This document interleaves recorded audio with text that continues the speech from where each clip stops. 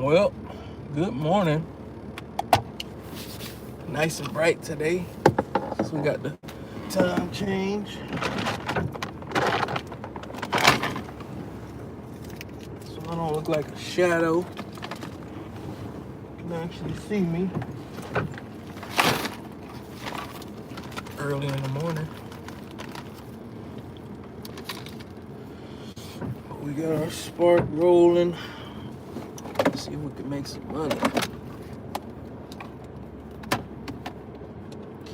But be sure to check out the giveaway on the Instagram page. And we already chose the number, so hey, good morning. What's up, Jay? What's up, Panda? Man, I'm sorry I missed the live yesterday. I dropped the ball. But I'm gonna reschedule and do it Friday for sure. 100% for sure. No more mishaps.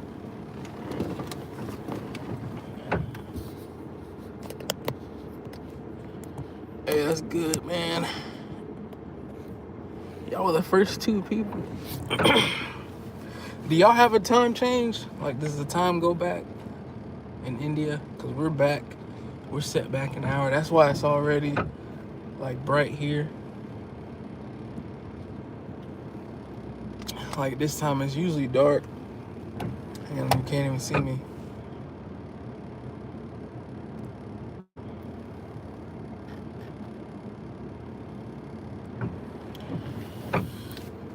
Whew. 5:11 p.m. Okay.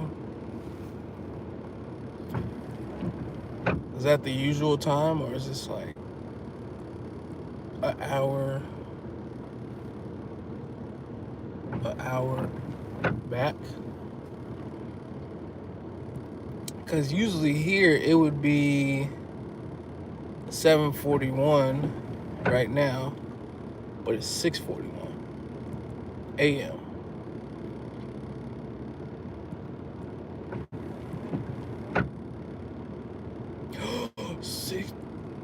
Damn! $65.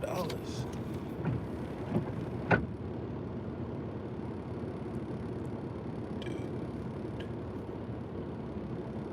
Holy crap. That's the first offer of the day. $65. It's $52 in tips.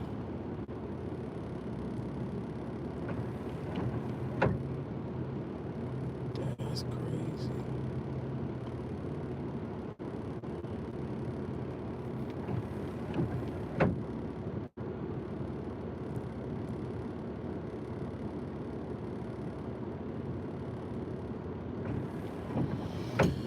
Wow.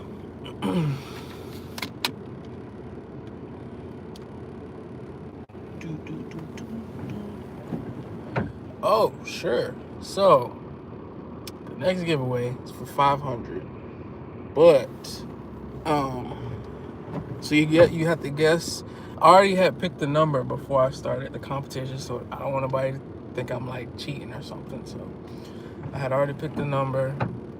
It's saved as a YouTube short that's I think I have it set to private or set to, I think I scheduled it for a certain date that it's gonna post, but that has the number in it. So nobody thinks I'm like just making the number up. Well, I am making it up, but not after people already sending in their guesses. So you pick the number 1 to 1,000, and then you can get additional guesses by inviting people here to the live, and they have to subscribe and then like shout you out and say, like the people when they were coming in on the live, they were saying like, you know, Jay sent me or Panda sent me. So they have to say that you sent them. and then that'll count towards you getting additional guesses, like chances to guess at the number. And then it doesn't end until that video on the post hits 2,000 watch hours. So I mean, y'all can watch it, over and over, however many times that you want to help me get the hours. I want to say it's like 20 something minutes. So for every 3 views, that would be 1 hour. And I think it's at 1,183. So we got like 817. So that's probably like, what? Hey, that's like 2,000 views. But hey, it's doable. If you share it with people, the more people you get to subscribe, it's doable. But once that video hits 2,000 hours of watch time, so I mean, y'all can watch it, you can just put it on during the day, just let it play. You don't have to listen. Just let it play as many times as you want, so the hours will go up. Because the quicker we get the hours, the quicker I can pick the winner,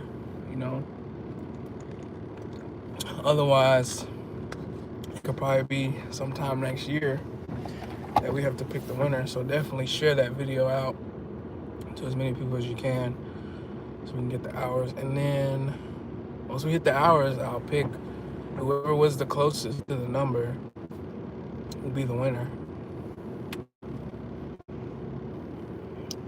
So whoever's the closest to that number, the number that I picked, the secret number, is the winner. I'm just hoping that we don't have 2 people. I highly doubt the odds of that happening. We have 2 people that are like the same distance from the number that I pick. I doubt that could happen. That'd be very hard to do, especially with the number that I picked. It's like, I don't know. I don't even think. I'm not gonna say. But yeah, hopefully you guys win. I was thinking somebody might try to hack it. If they do, I mean, I'll just have to pick another number.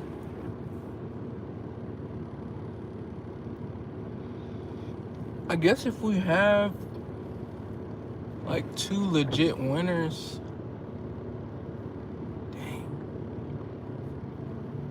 I would have to give each person 500.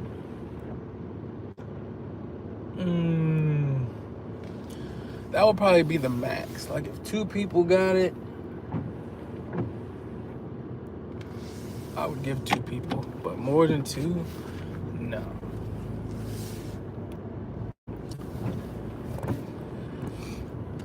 But yeah, I think it should be pretty interesting. Just because 1 to 1,000, that's like very like small percentage of probability of somebody guessing. I started to put that you had to guess the number exactly, but I was like, that's a lot of numbers. I don't know that anybody would guess the number exactly. So I said, well, just so we have somebody that wins, I'll just do the person closest to the number.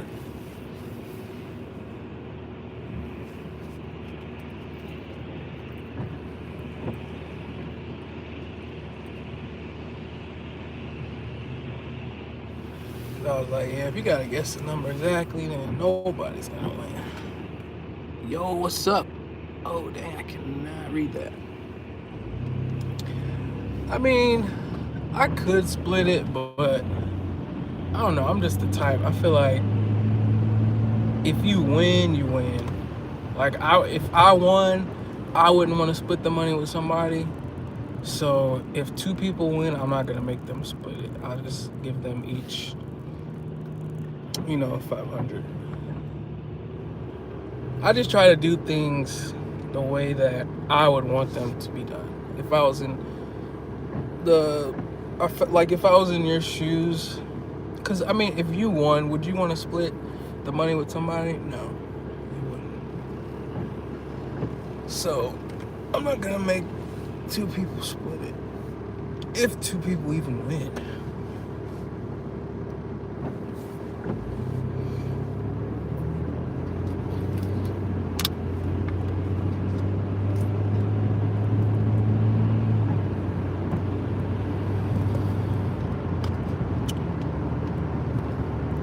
But yeah, definitely make sure you're sharing it,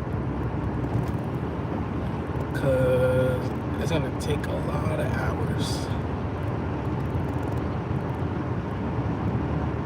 A lot of views. Really, I think it's around 2,000 views, but like I said, that's nothing. If you watch it, if you let it play, like 3 times a day? No. I think if you let it play,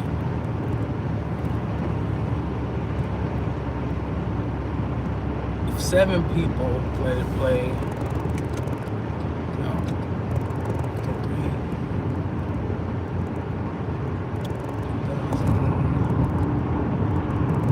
that's for like 700 divided by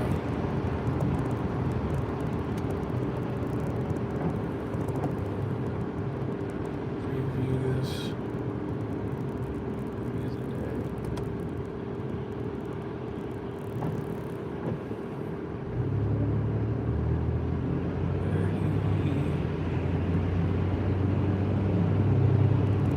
That's like 70 views a day.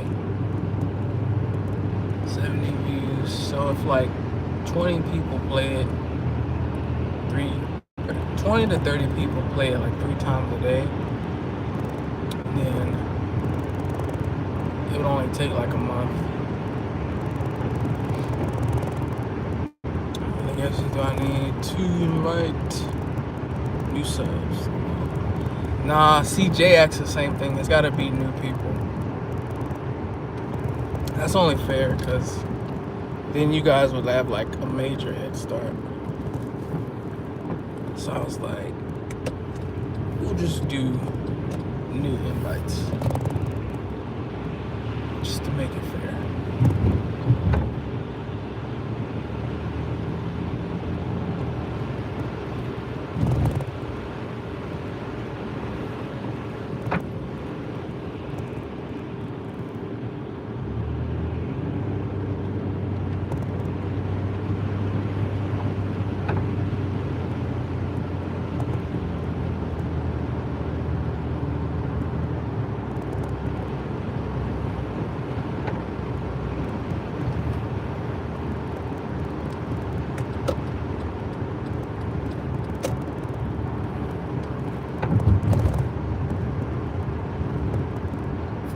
I thought you weren't here for the money, Panda.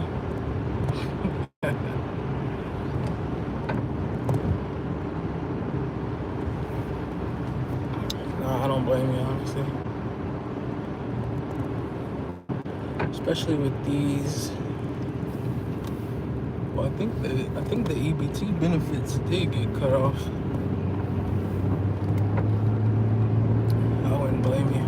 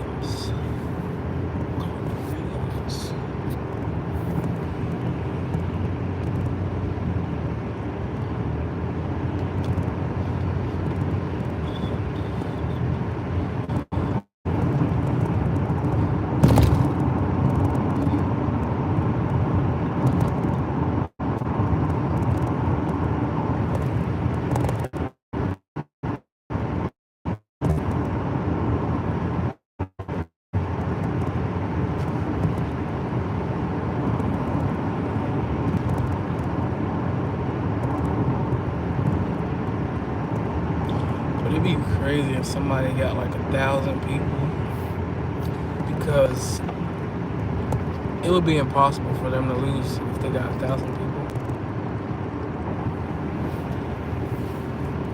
I know that's not gonna happen, but just saying.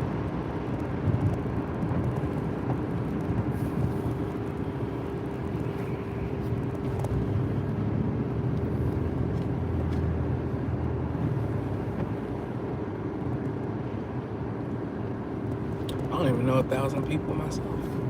So,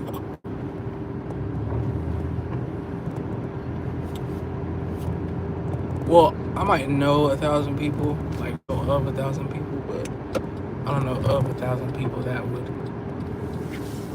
I could send a message and say, hey, just join this live, subscribe, and they would actually listen. That's the key.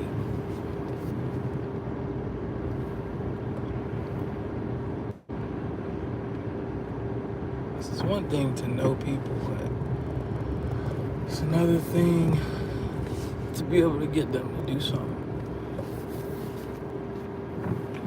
Especially that simple. Yo, Sydney. Huh?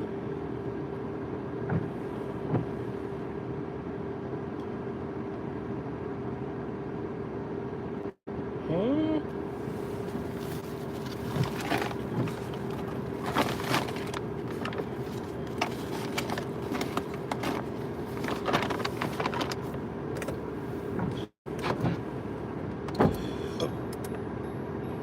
Wait, are the instructions, are they confusing? Is that what your huh is? Your huh. Mr. B, what's up?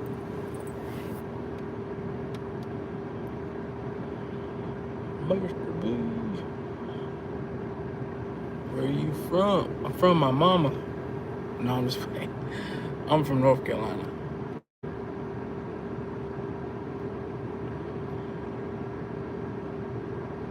My name is Antoine. My name is Antoine. Oh, good evening. Where are you from? It's morning here.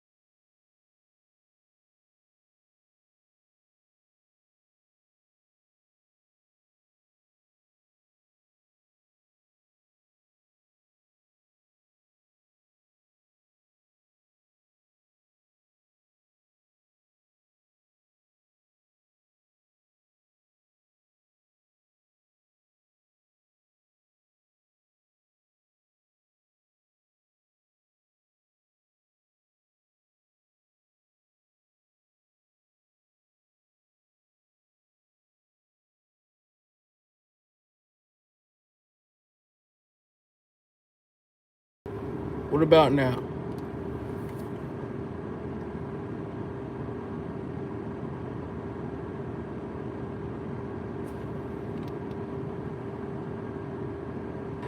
What about now? There we go.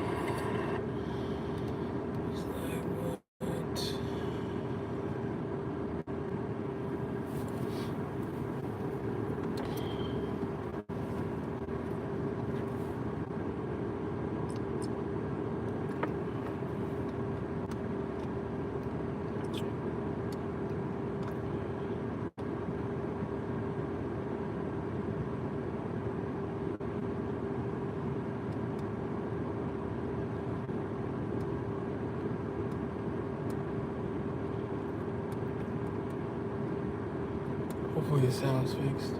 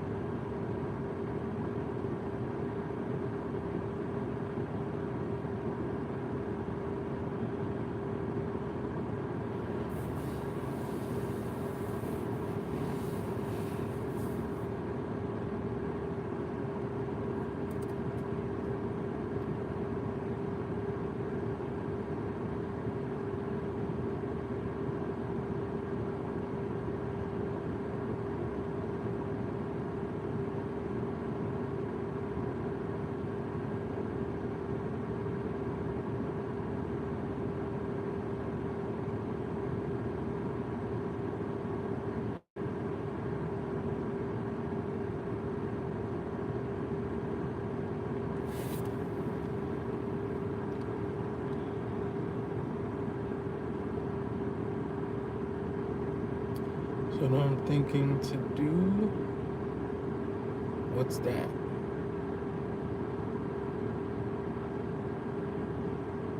Oh, Mr. B, he's from India too, Jay.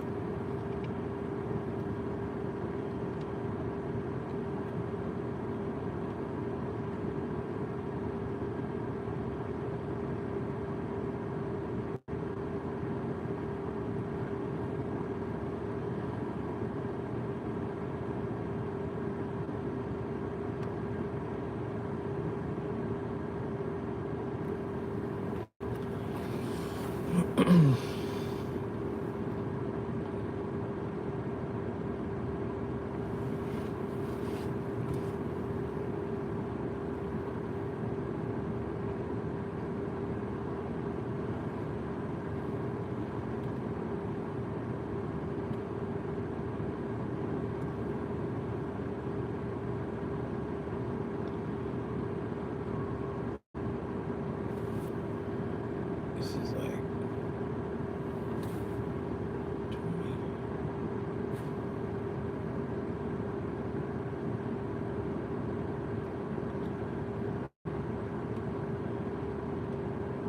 almost $5 per month.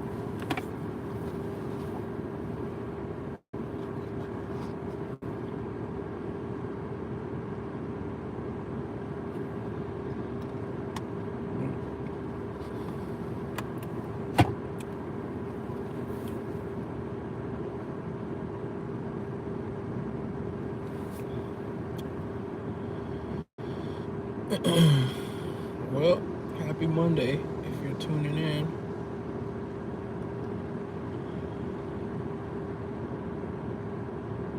just getting started. Make sure you check out the Instagram for the giveaway details.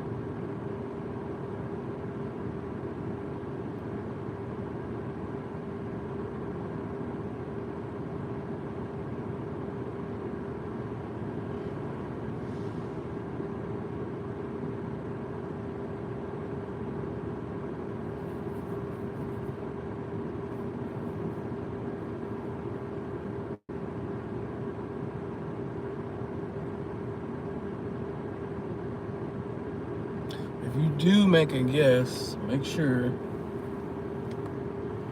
you put your payment method in the DM that you send me. A lot of people are forgetting to do that.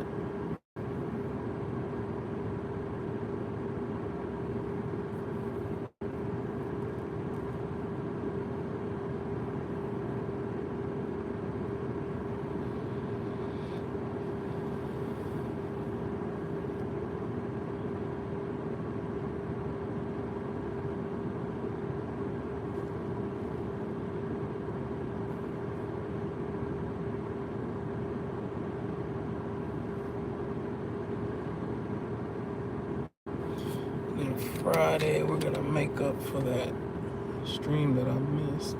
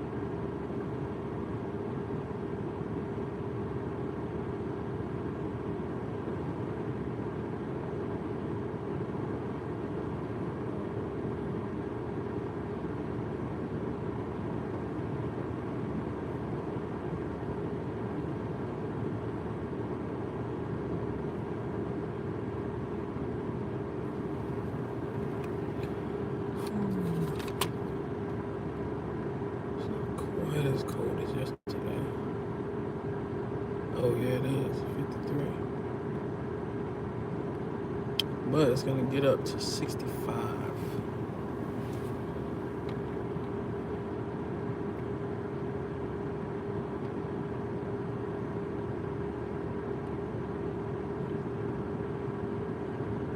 That's pretty good.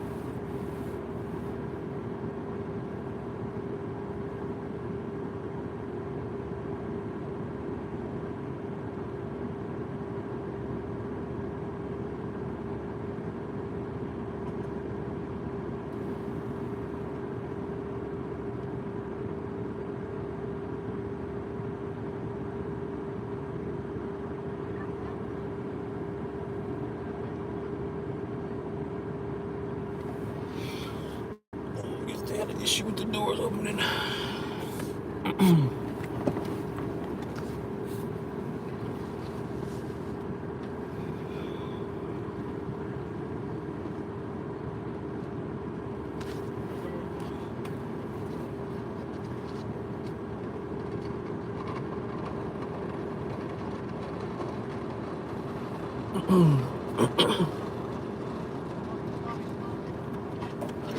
All right now. Started, man. Yes, sir.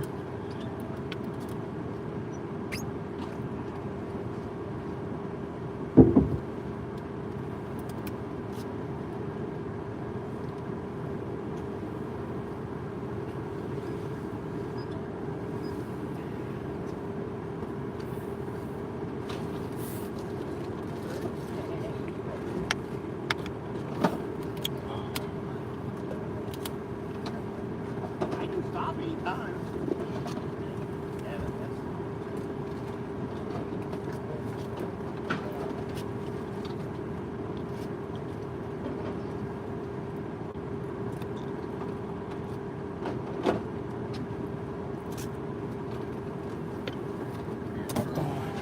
Back seat.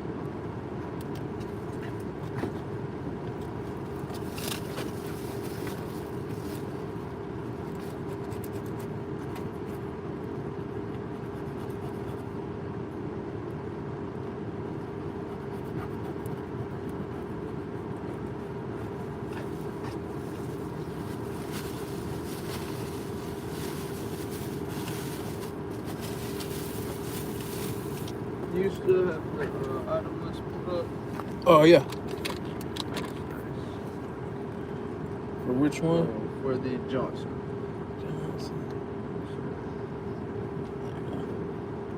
Appreciate it. Yep.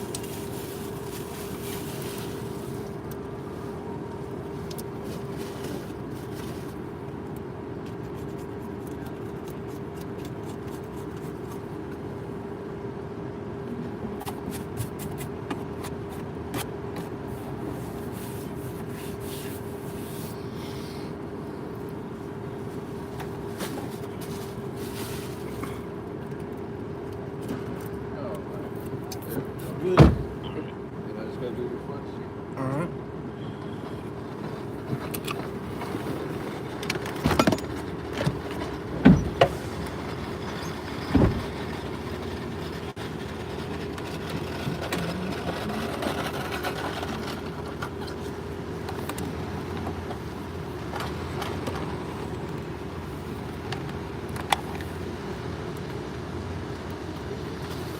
I'm bad. I try to confuse. We'll put Mitch in the front and then the Johnson in the back already. Okay. Or Tim's on that.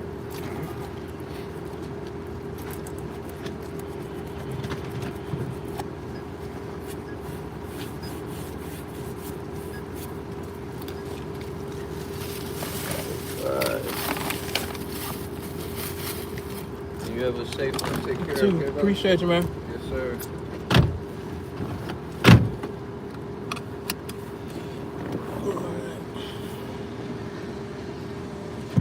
And we are ready to roll. This will be done at 8 o'clock. We have 14 and a half miles. That's crazy though. 65 to start the day.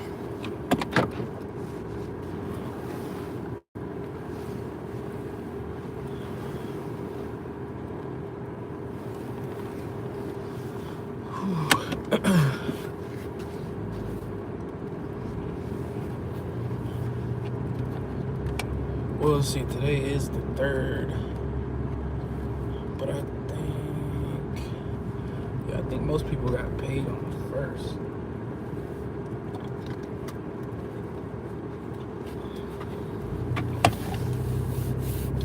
The 1st was what? Oh, first fell on a Saturday? Or is it the 3rd? Yeah. I don't know. I'm not gonna question it. I'm just gonna rejoice and be glad.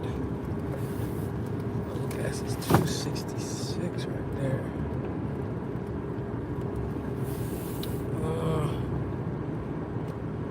I feel like I could find it a little cheaper.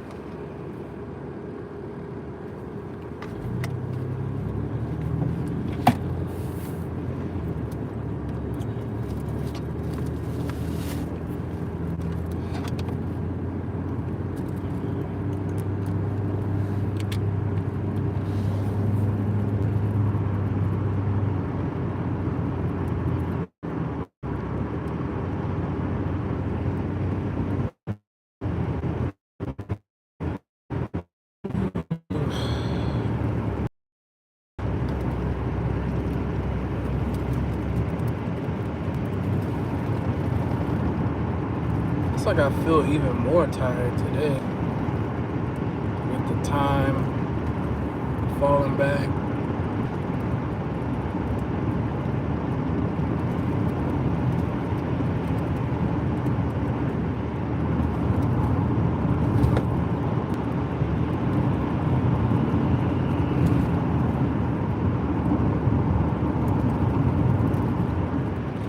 But we gotta have longer days, shorter nights.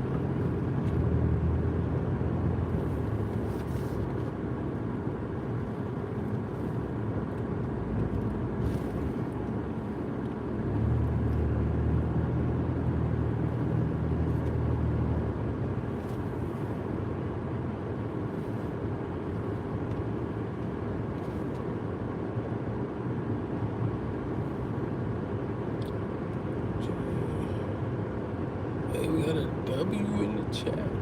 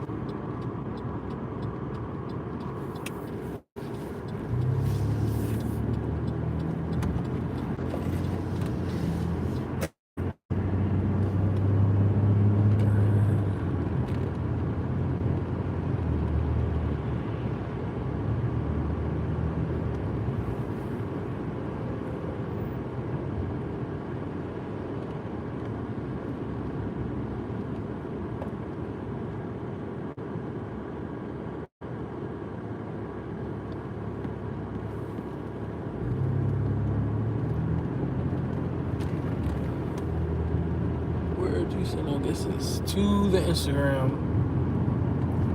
Just send me a DM on Instagram with the guess and your whatever payment method, Cash App, PayPal, the Bitcoin wallet address has to be included. It has to be included for me to count it as an entry.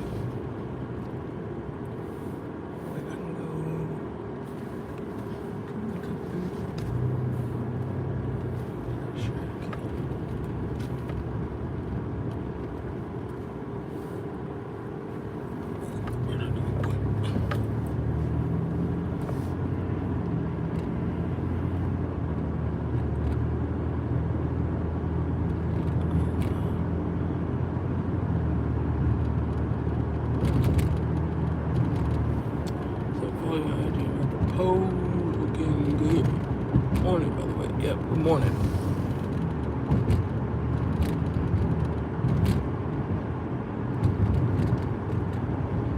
Hopefully you're doing well on this Monday morning. We got a whole extra hour if you're in the US.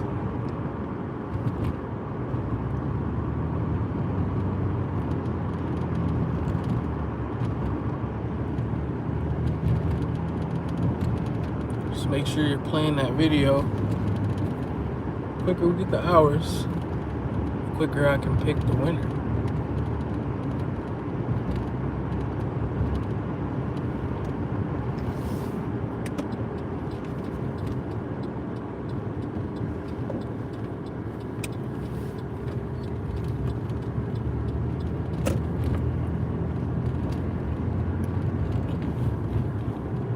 Oh, live in Florida.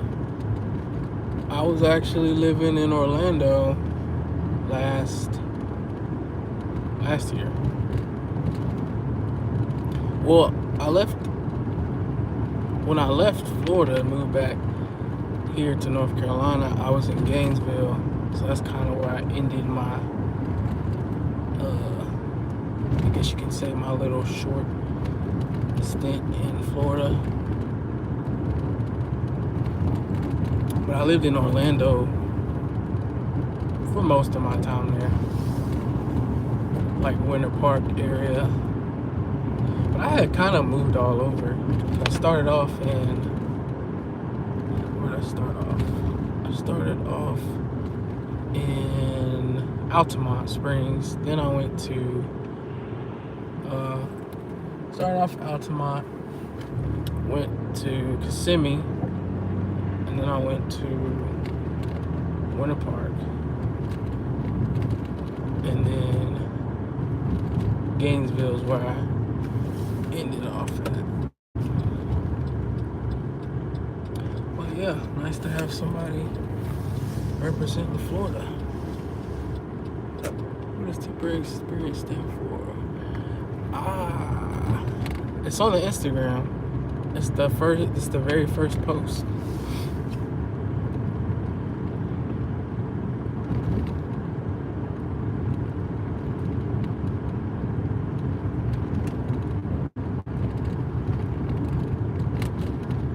So I definitely understand.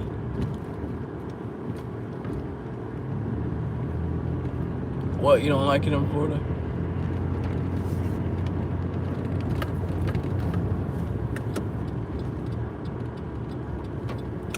I mean, it wasn't horrible. I do kind of miss being able to go to the beach sometimes. I don't miss how expensive everything was.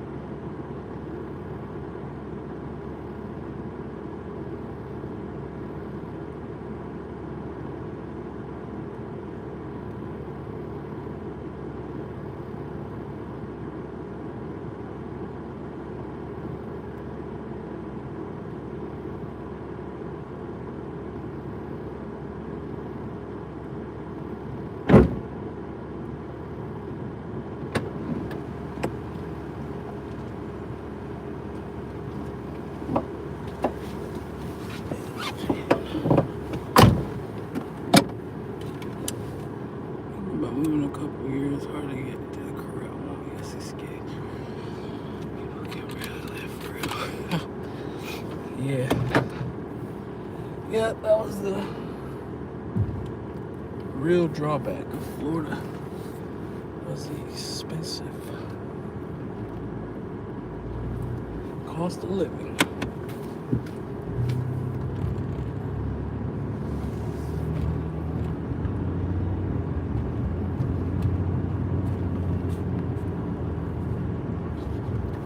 Yeah, these people don't like look back before they come out.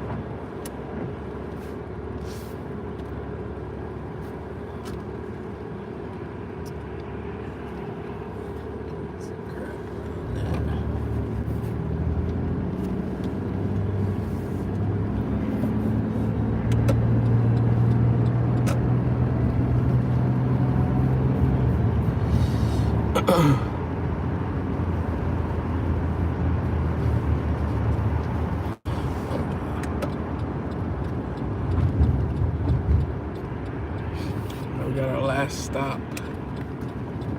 It's about 15 minutes out.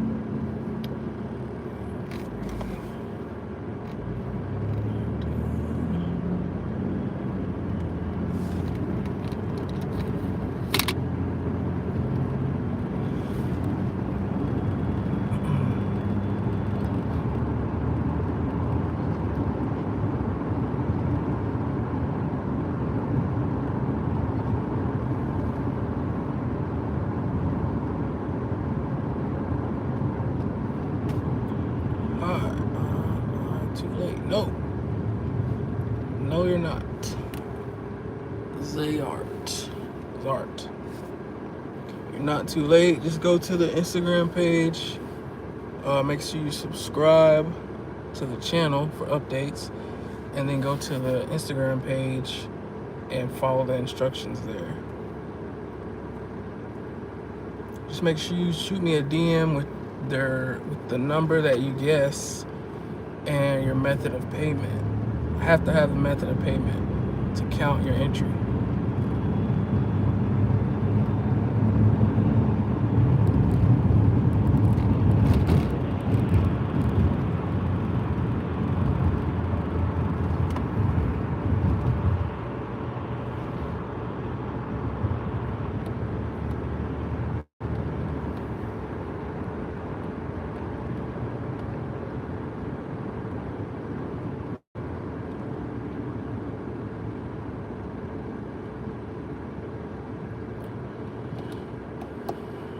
Did it? All right. Well, you're good.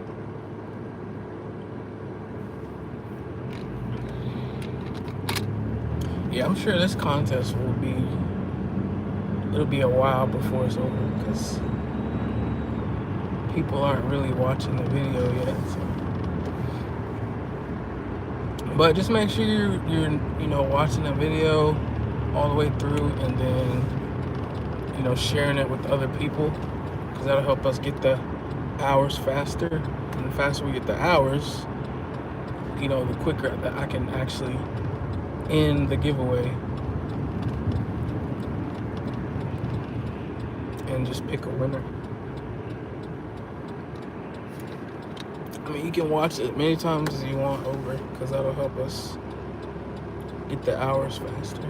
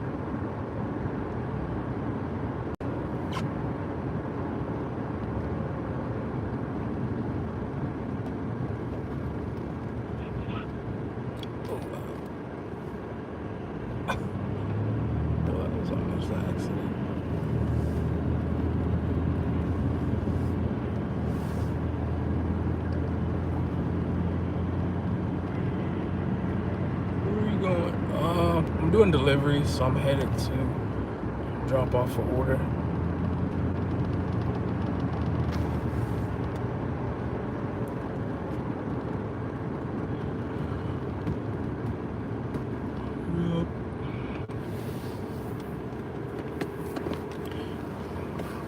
What you got going on today? Where are you from, actually? I feel like a lot of people that come on here are from India, but we have one person from Florida.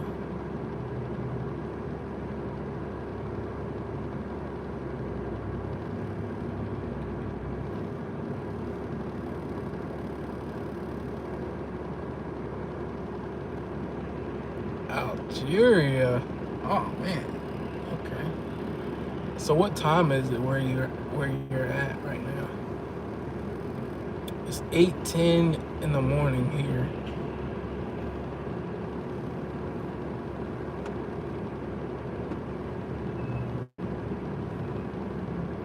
Because we actually set back an hour, so it would be 9:10, but we fall back an hour in the fall. 2:10 p.m. Okay. So that's like, what, like 6 hours? Yeah, 6 hours difference.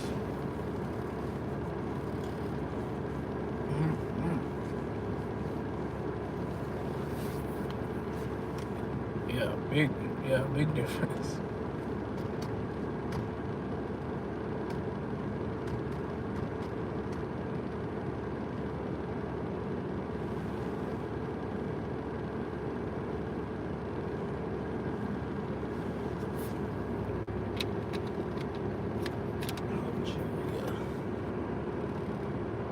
Let's see. Not too familiar.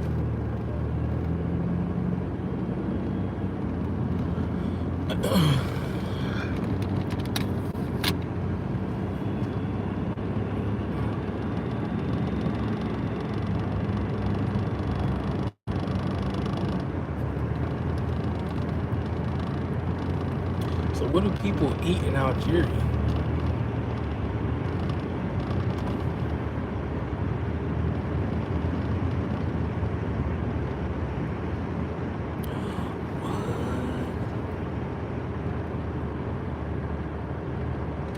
It's canceled.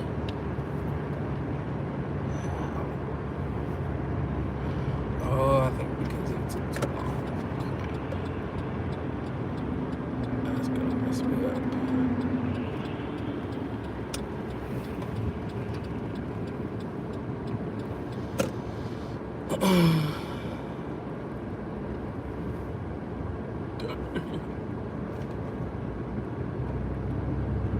Well, I have to return it to the store.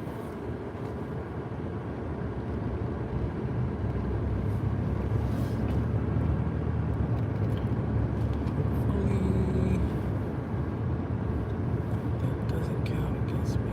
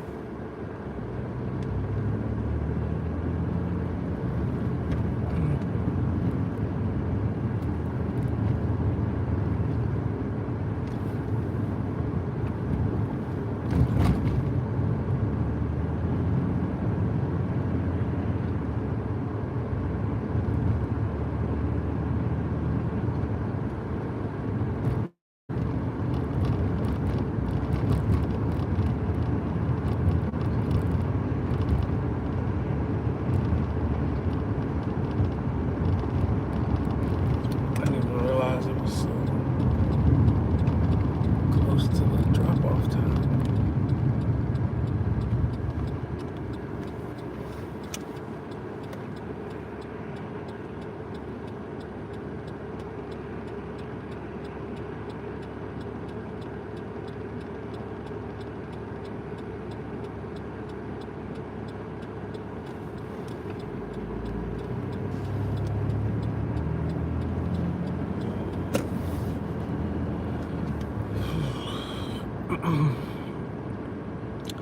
The most famous dish is couscous. Couscous. Okay.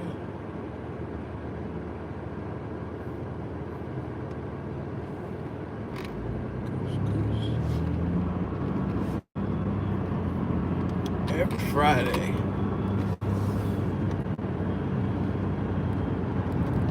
what's in it?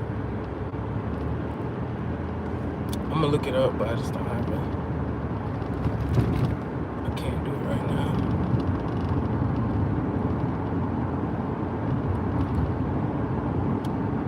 I don't know how to explain it in English.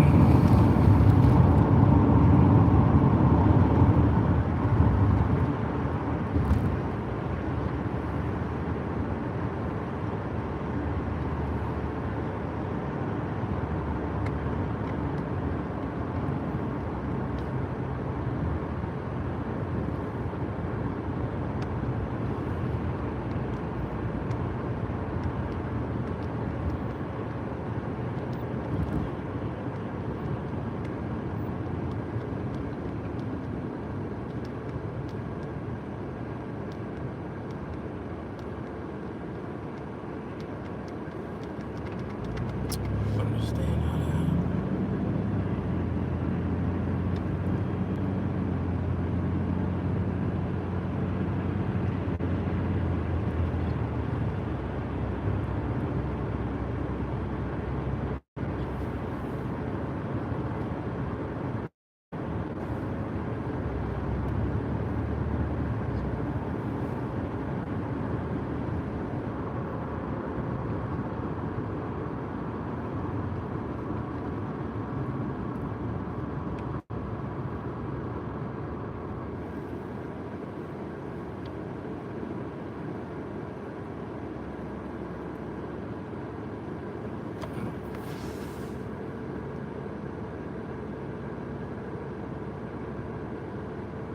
Small dough pallets for chicken, chickpeas, carrots, and various vegetables of choice. Served with chicken broth. Sounds pretty good. Kind of sounds like chicken broth. Kind of like a chicken pot pie almost.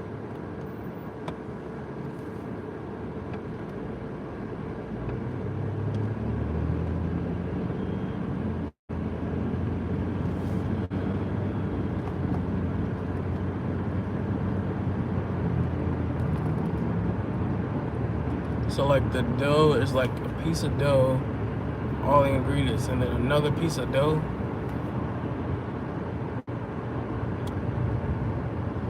If that's what, I'm trying to think what dough pallets would be.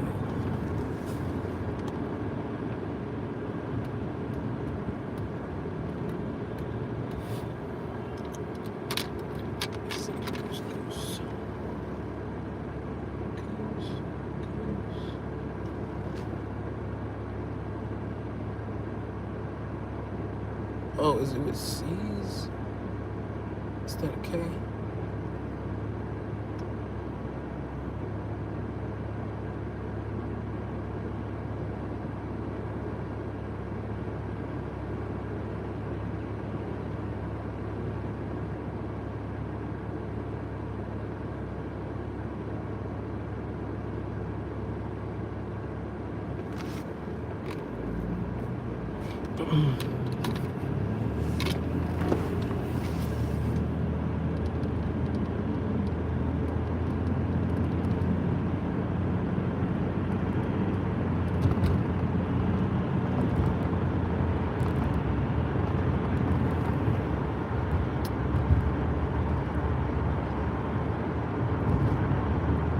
I'm sure my translation is correct by the way, but it's delicious.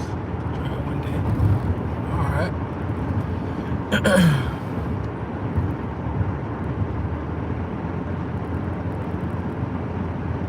I was trying to Google it. I think it's spelled with a C.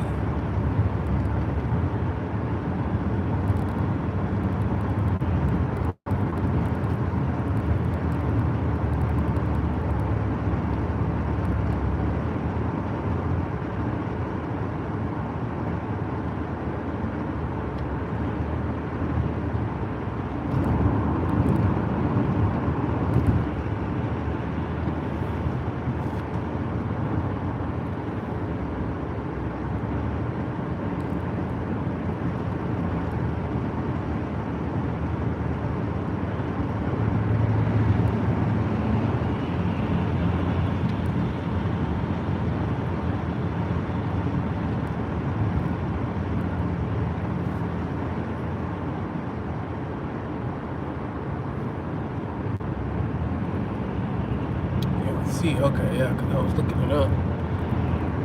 Let's see. Quiche with the C.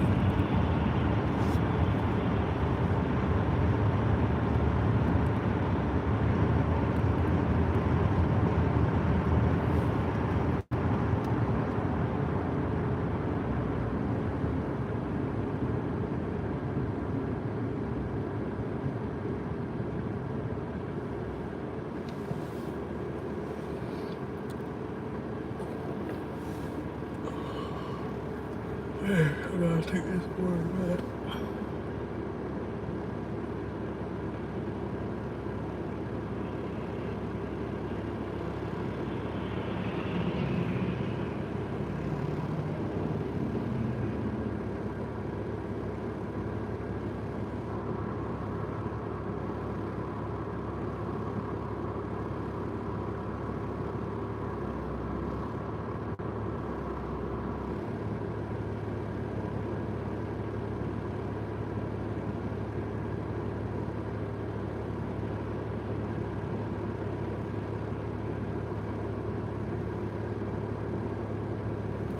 I just have to hope that this order didn't have the bulk of the tips that I got.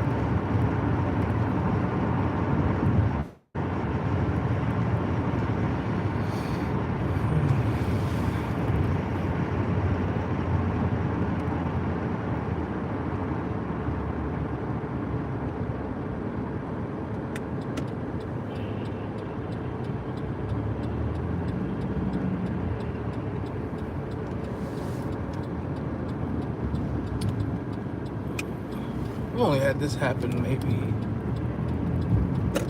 one other time.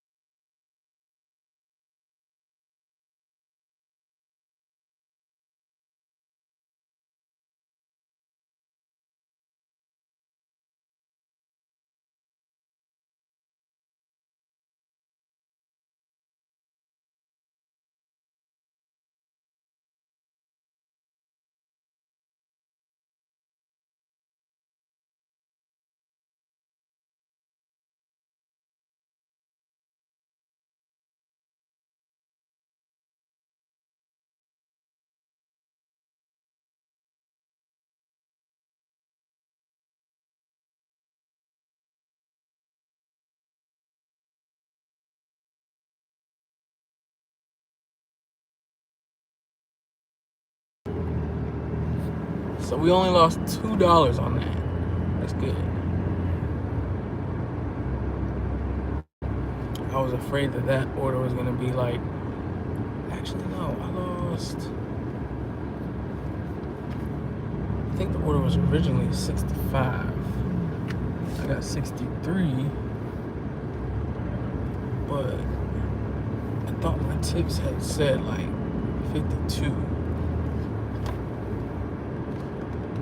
I think they still gave me $2 for trying to drive and drop it off, and then I'm guessing they took the $4 back, so it ended up netting out to like a $2 loss on that last drop off.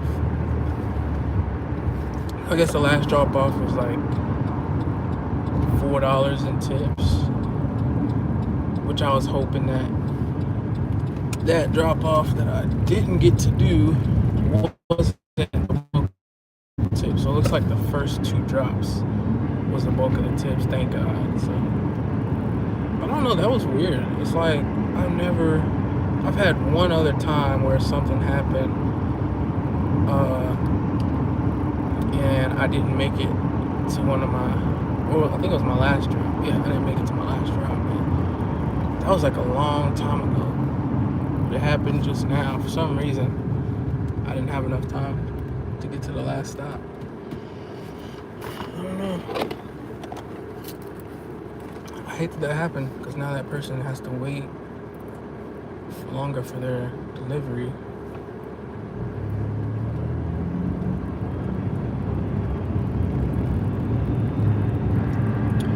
That sucks.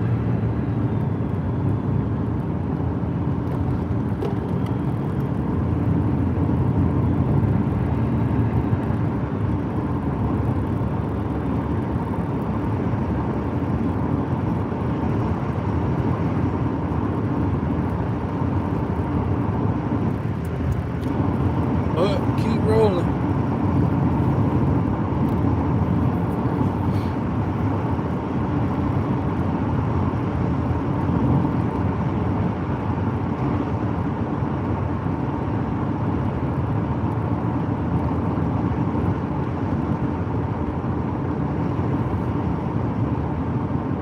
See, the last stop was like 18, I believe almost 20 minutes away. That's what kind of threw me off because I'm like, I don't think it gave me enough time.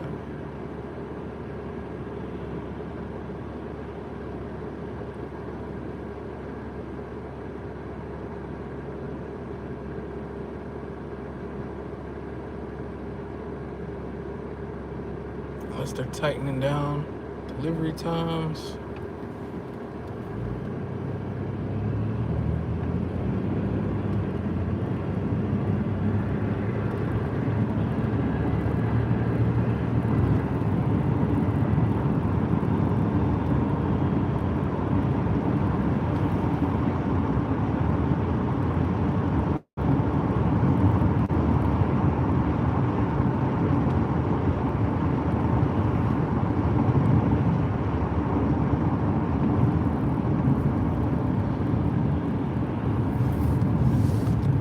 That makes me wonder what time the timer actually starts for you to deliver before everything goes bad. Like, does it start when they come out the door?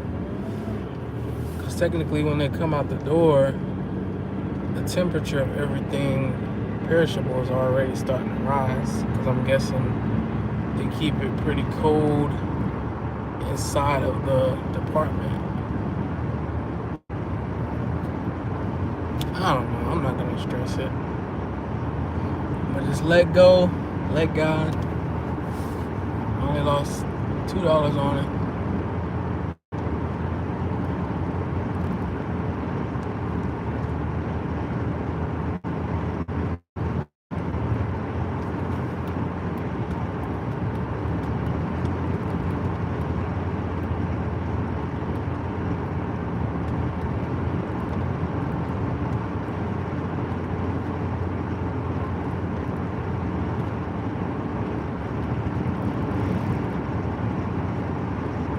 I said where to post the number. I thought I put it on the post. Maybe I didn't. If you're entering the giveaway, you just DM me whatever your guess is and DM me the guess of the number and whatever your payment method, like Cash App, PayPal, Bitcoin. That's pretty much the only three I'm doing because I don't really mess with those other apps like Venmo and Zelle and all that. I figure most people know how to work a Bitcoin wallet at the very least.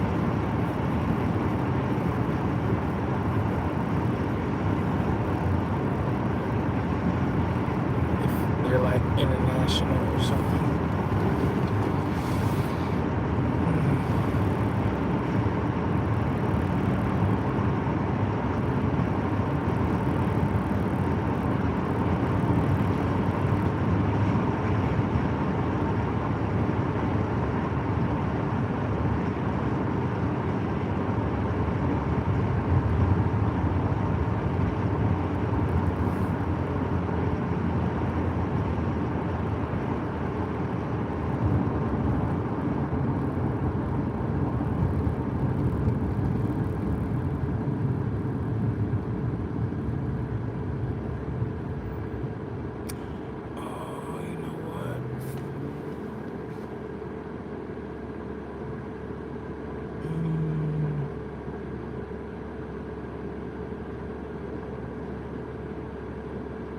bet the timer started.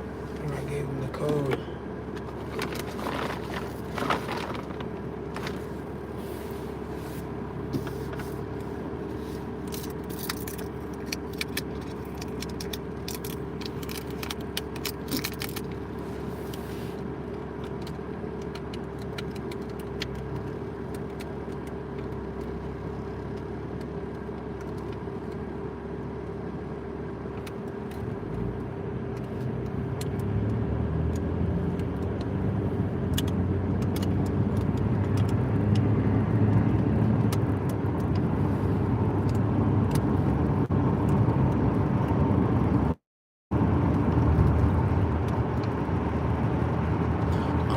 Check the post though.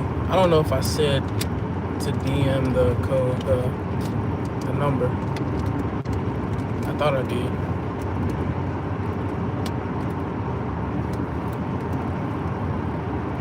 I can just edit the caption.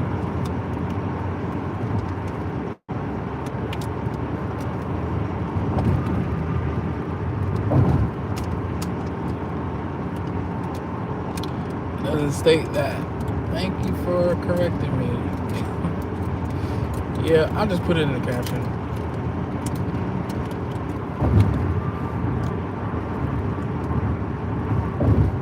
Oh, that was you. Okay. I saw the notification. I have Instagram streaming, but I got you.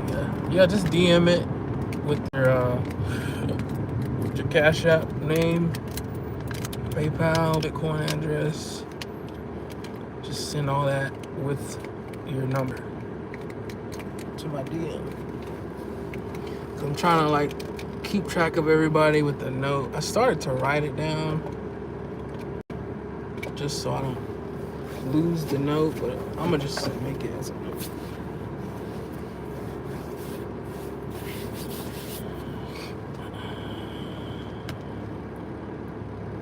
Yeah, just DM it.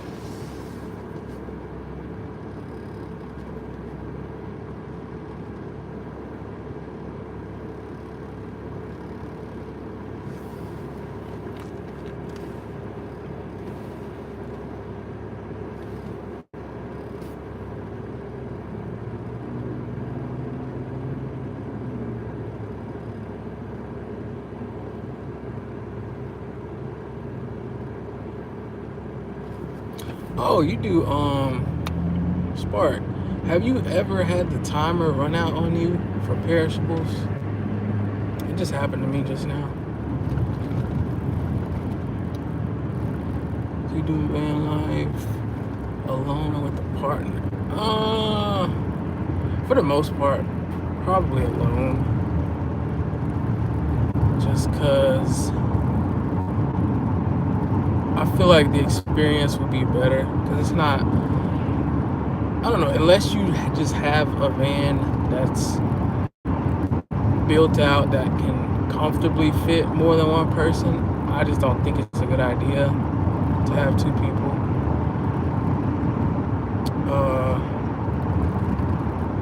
There might be some times where like I'll bring my mom with me though, just because she's always wanted to travel and stuff too, so I bring her sometimes, but for the most part it'll just be me,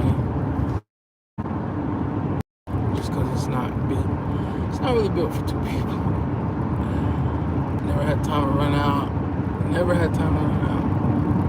See, I think what happened is they were having an issue with getting their door open to like those double doors open,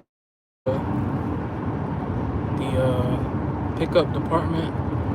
So we were waiting, and I gave the guy, he called and got my code, and I'm guessing maybe the timer had started once he got the code. I don't know, but I didn't even pay attention to how much time I had left. But I don't know, I'm not gonna stress it. Can't go back and rewind and do over. Just have to keep moving forward.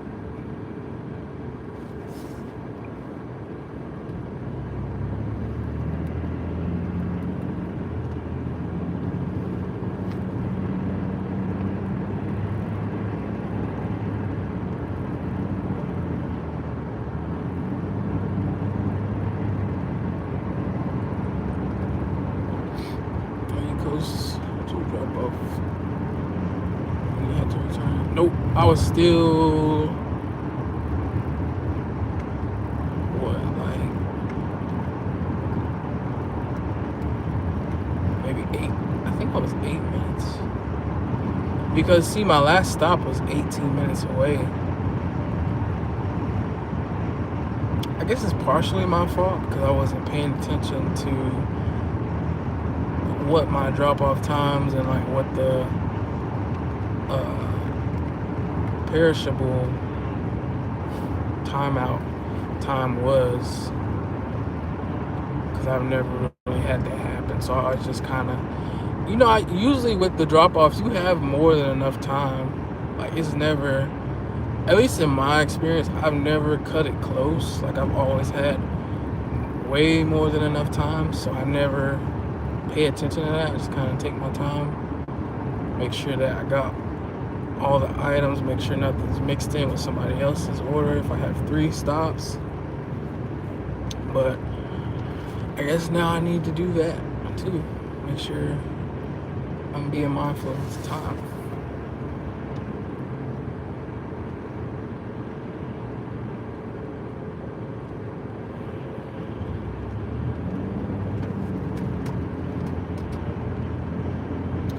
Yeah, I want to say they usually give you an hour. Yeah, I'm like, no matter how many miles I've had to drive on my orders, they always give me way more than enough time to not even cut it close.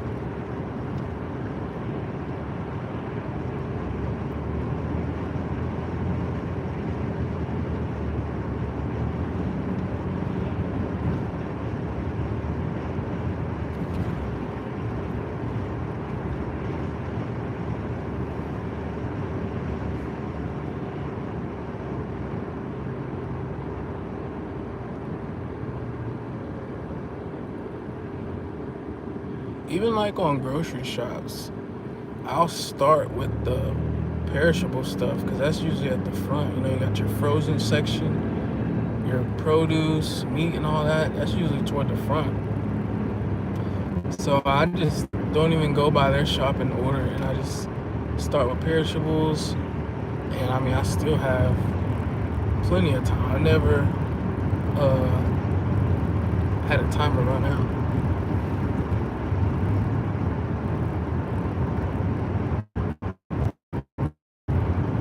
Just a lesson learned.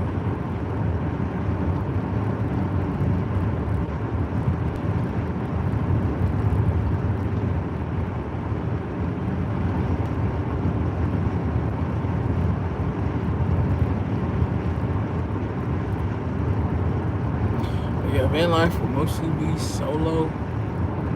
I had thought about maybe getting a pet, but I'm just like, a dog. I don't know. There's just a lot of maintenance for a dog. Thought about a cat or something else, but I don't know. I just feel like that's a very small space to have even an animal. I've seen a lot of people do it though with the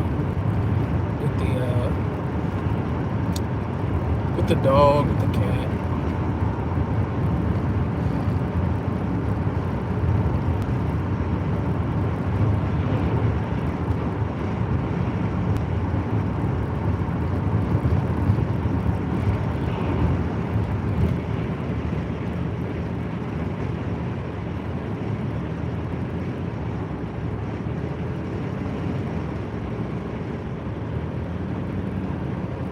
I'm sure there are times where people do feel like lonely doing it, but I don't know. I think I'm pretty used to being by myself.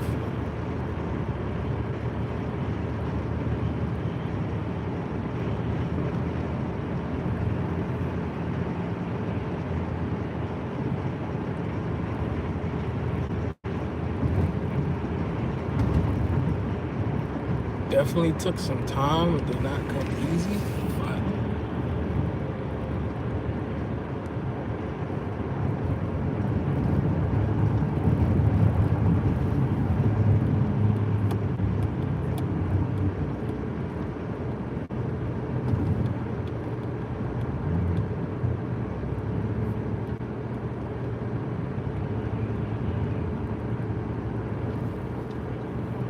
it's like with the dogs, man, you gotta walk the dog, you gotta make sure you eat, drink water, make sure you can use the bathroom,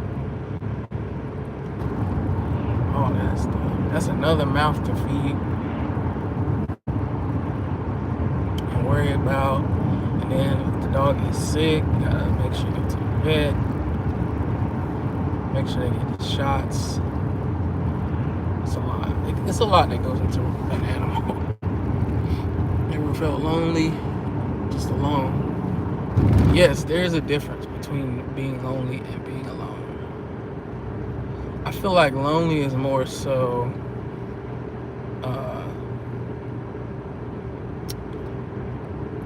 what you call it? I feel like lonely is like involuntary.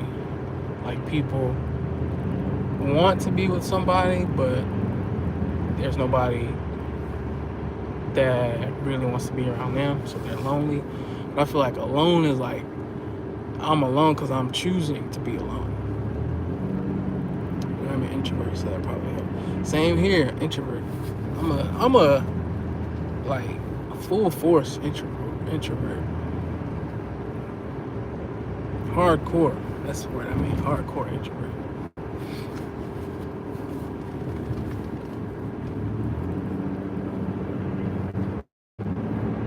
I feel like it makes things easier for you if you are an introvert, because a lot of people that are extroverted or aren't used to being on their own a lot, being by themselves, silence, alone with their own thoughts, that can make things very tough. I feel like you gotta have a good balance of both. I feel like you gotta be good with both of them.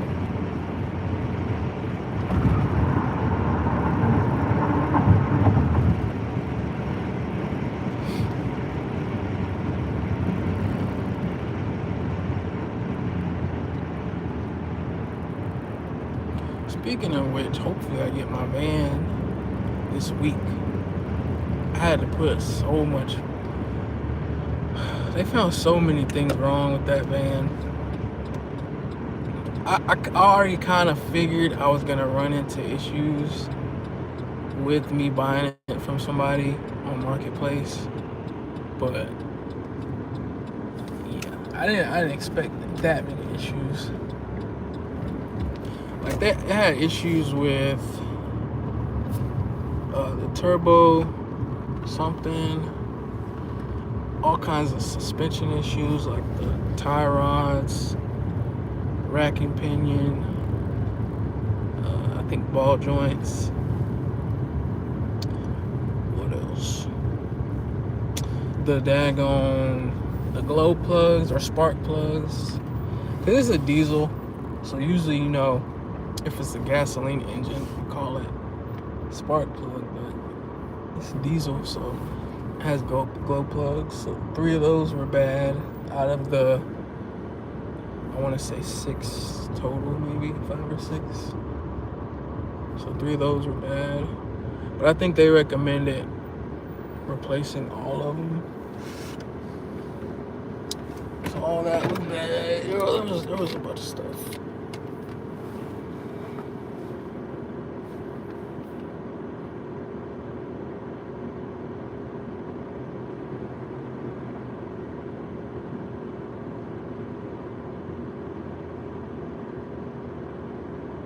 And it's crazy because I had talked the guy down from his original price, and then I had tried to go even lower, and he said that was too little. But now I'm like, man, I should have been like, yeah, something. I don't know. I wasn't thinking. It's all good though.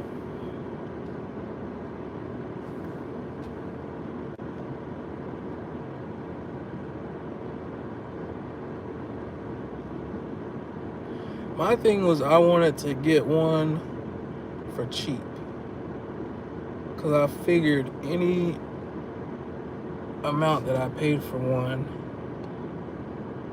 like getting it off of, I kind of knew getting it off Marketplace, whatever price I paid for it, no matter how new the person made it appear or how like good a shape they tried to make it seem. I already knew there would be some kind of internal issues that I wouldn't be able to diagnose. So I was prepared to spend a decent amount of money on putting work into it. That's why I didn't. That's why I was trying to talk them down as low as I could. So I was like, so you have the van to live and your car to work. That's what I'm trying to decide. Because I don't know. I don't want to put a whole lot of miles from doing work onto the van, but at the same time, I don't know. Low key, I had thought about just renting a car when I go to certain places, but I know that would violate some kind of law, probably, as far as insurance.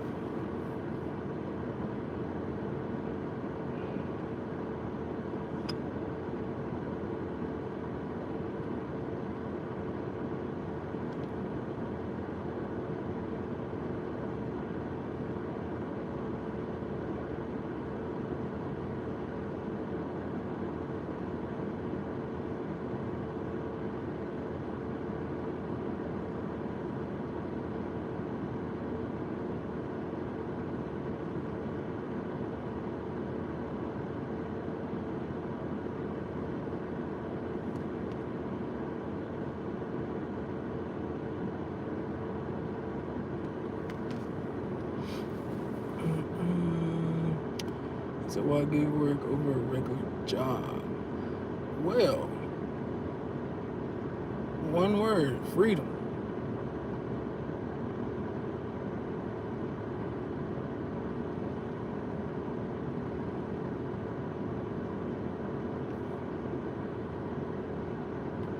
Like after working the last regular job I worked, I was like, you know what?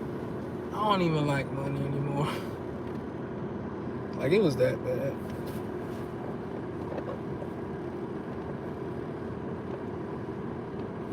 Oh, it's like certain jobs, they don't want to let you just come,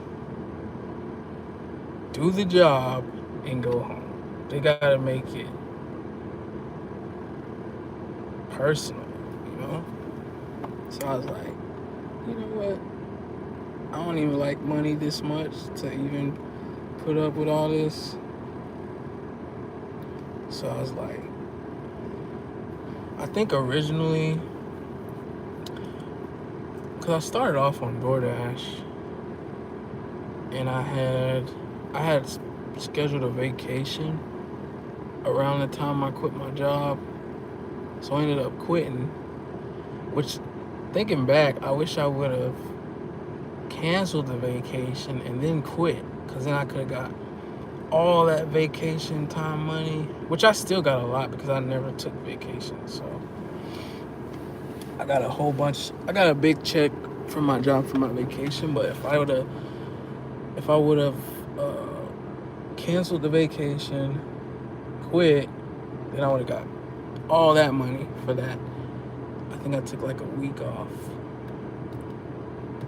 But yeah, I had quit, went on vacation, signed up for DoorDash, and that began my gig work journey. Have you considered learning a trade? You know, I wish I did a trade instead of going to college. Like, I hate that.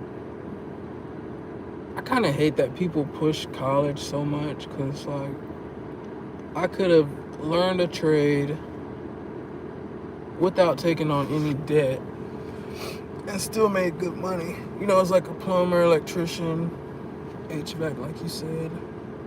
I don't know which one I would have did. Oh, I always say I would have been a mechanic. I would have been a mechanic.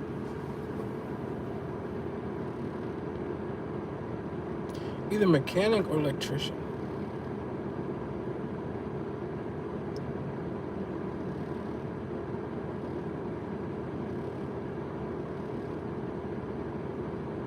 But I don't know. I feel like God makes you do things the way He wants you to. So I guess I got something out of college that I wouldn't have got if I didn't go. So yeah, I try not to have regrets about anything. Yeah, yeah. Well, I know plumber pays well because of that one dude. What's his name? Aaron the plumber, talking about his 100,000. What do you say? 100,000 in his bank account or something?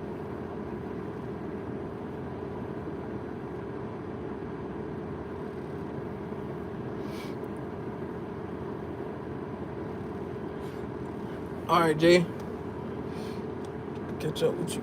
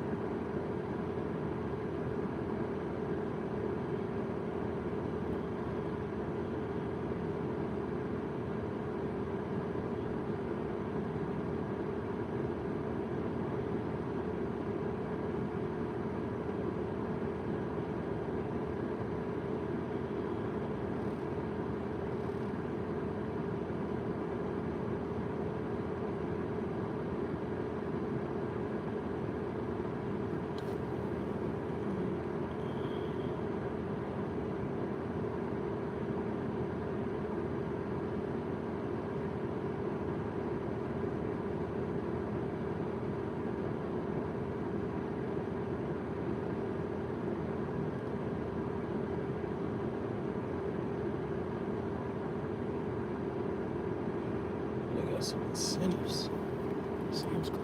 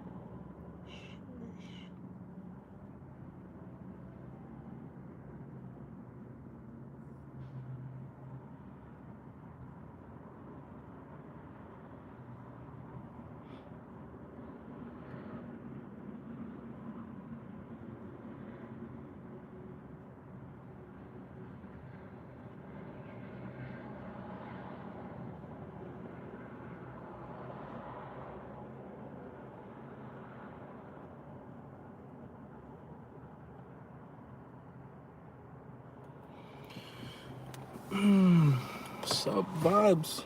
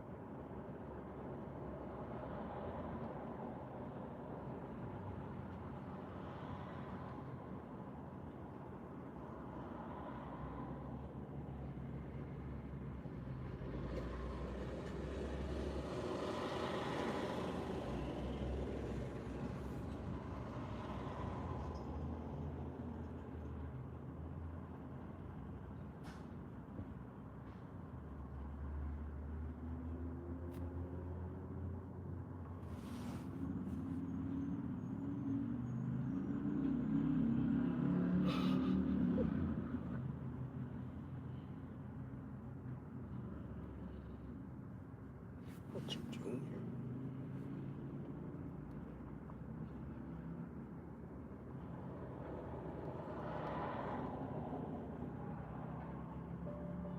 Did you know how big of a deal it was going to be? No. My mother would tell me so many stories about my father. Breaking that changed my life in a great way. It was a dream come true. But it also showed me how dark this industry can really be. How have you seen money corrupt people, huh? People will sacrifice who they are for money, for clout, for whatever that is. When you have someone that desperately needs it, that's willing to do anything, that's where you get into a very dangerous scenario of power. It was just one of those days you get a letter and it's like your heart drops. I trusted him and he basically stole everything. And because of that, I paid more in taxes than I got from Breaking Bad. Were these like Hollywood elites? Were these people that people would know?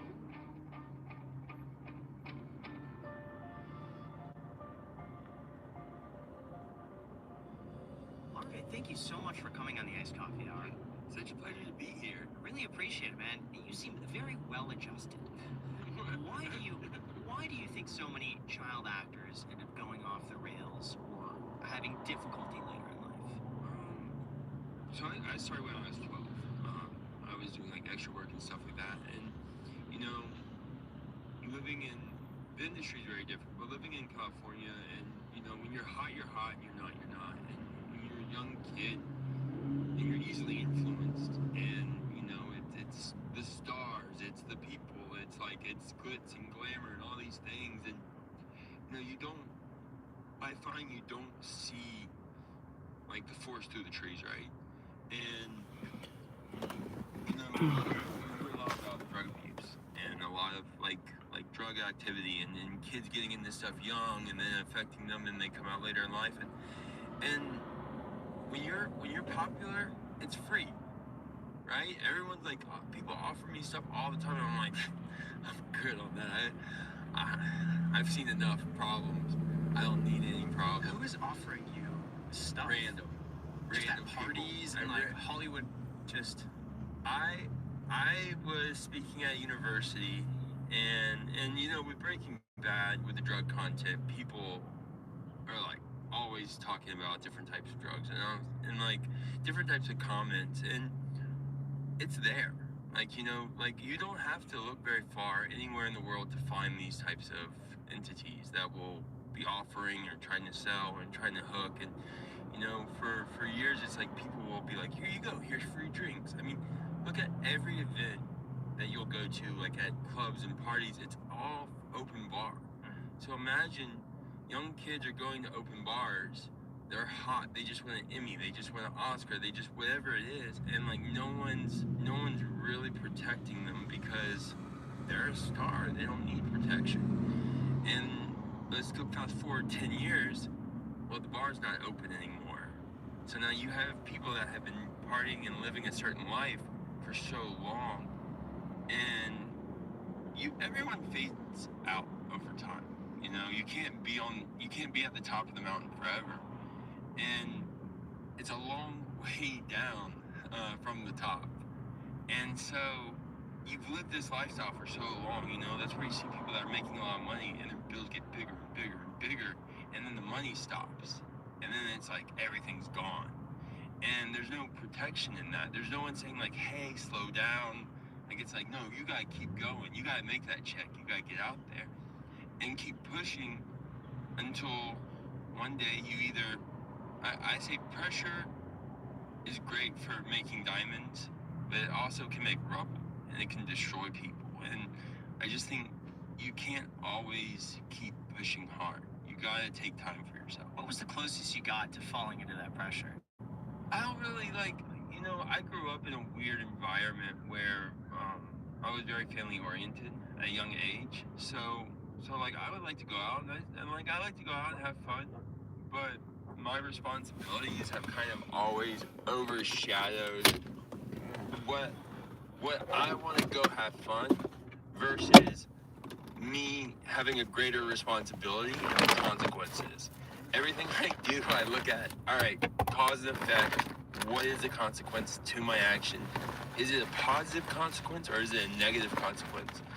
And I think throughout my life, I've had very different positive influences and negative influences, but I've always saw the aftermath in different capacities.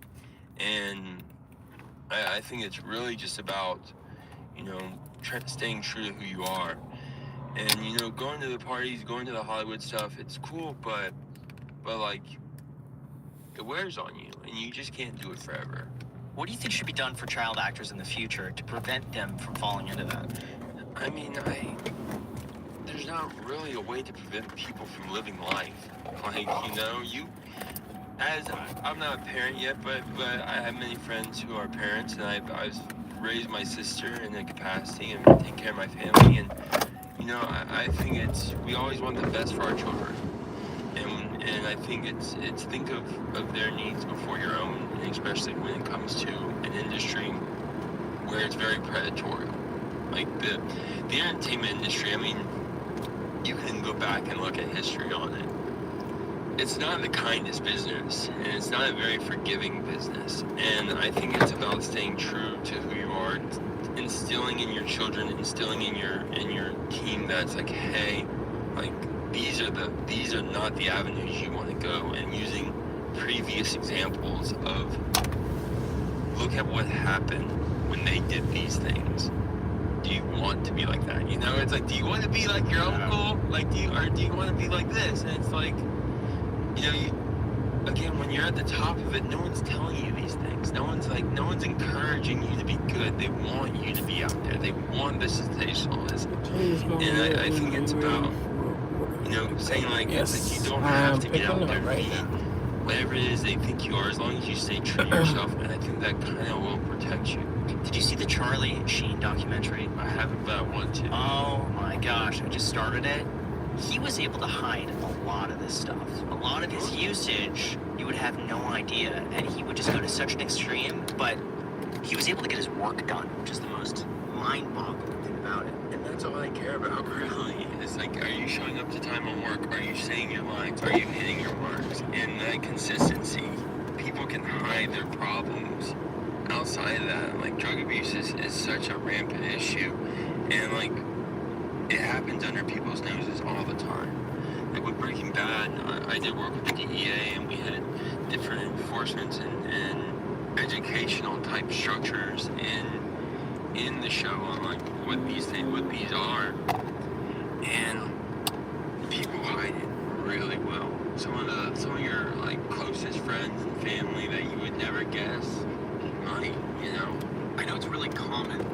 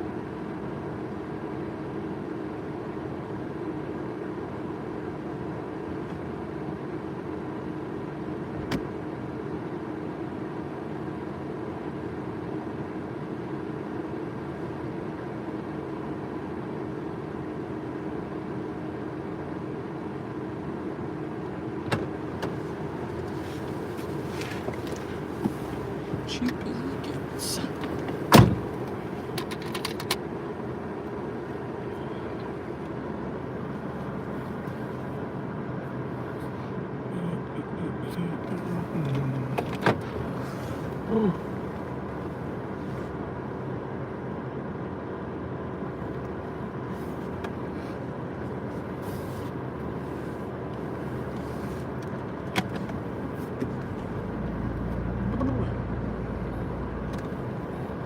think I'm gonna get some gas first.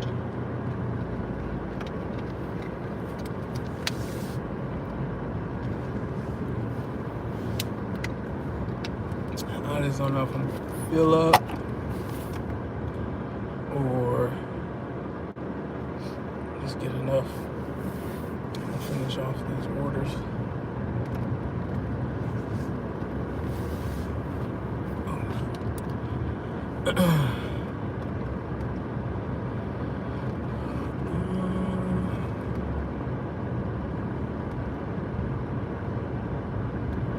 I bet this is the cheapest I'll find all day, so I might as well.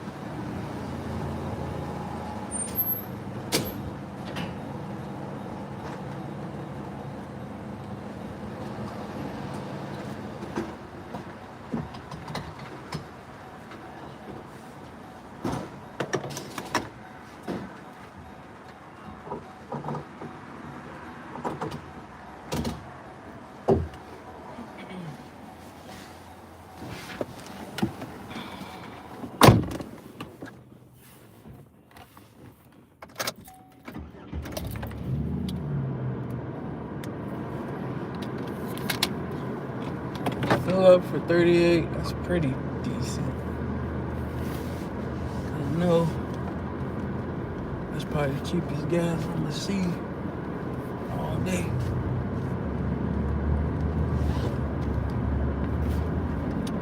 So I was like, yeah, let me just go ahead and fill up.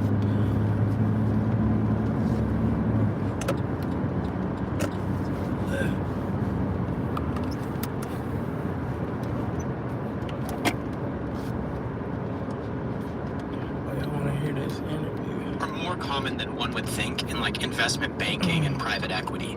Like people are doing a lot of like COC, AINE in that industry, as well as other like crazy drugs. And those are high performers. Those are people that are working like 80 to 100-hour weeks. Well, but that's why they're doing those substances. Like that's why you'll see a lot of that. I mean, look at Wolf of Wall Street. You know, look at these types of investment movies and shows where it's like they have that high pressure, high stress where they're putting, you know, 24-hour days and like taking clients out, and it's the game. You know, the game of whatever they're trying to play, and it's wild. It's out there. The stuff's out there. But if you're smart about it and you just kind of mind your own business and don't tattle, like be like, I'm not involved, but you do what you want. Like, what was the main reason you wanted to get into acting? I started acting to meet kids my own age. So, my sister got cast out of a water park when she was 1.5 years old. And that took us to California. It was for a Luso Ball campaign. And I was around 11, 12. My mom, right after my sister was born, was in a car accident and was partially paralyzed for about 7 years. And my grandparents were both sick, one living in Texas, one in Louisiana. And so we were traveling between the two a lot. And this was kind of an opportunity for us to have a vacation. You know, this job that my sister got as a baby was a 6-month run at Universal, and we're like, yeah, let's do this thing. It's a 6-month paid vacation. And I just was with them and was like, okay, I guess I'm gonna try doing it as well. And I started doing extra work, and I was on shows like Hannah Montana, Everybody Hates Chris, Weeds, Seventh Heaven, Trumpet Taylor, as an extra. And that's one thing that like I recommend to people is if they want to get in the entertainment industry, especially acting, extra work is like my #1 step to getting into it, because you're gonna find out if you like it or not. If you can handle being an extra, you can handle all the other stuff. But there's a lot of people that can't handle the extra work because like they don't always treat you right. It's super long hours, and you know, you're low man on the totem pole. Be like, you know, you're a disruption. Never come back. And so I just started doing that to meet kids my own age, and was auditioning as well for other shows. Actually, my very first audition was an anti-meth campaign in the state of California, and I didn't get it, of course. What did they have you say? Well, it wasn't really having me say anything. The commercial aired. I saw the commercial many years ago. You can probably find it on YouTube. But it's this guy that comes in high on meth. And like I auditioned for one of the kids.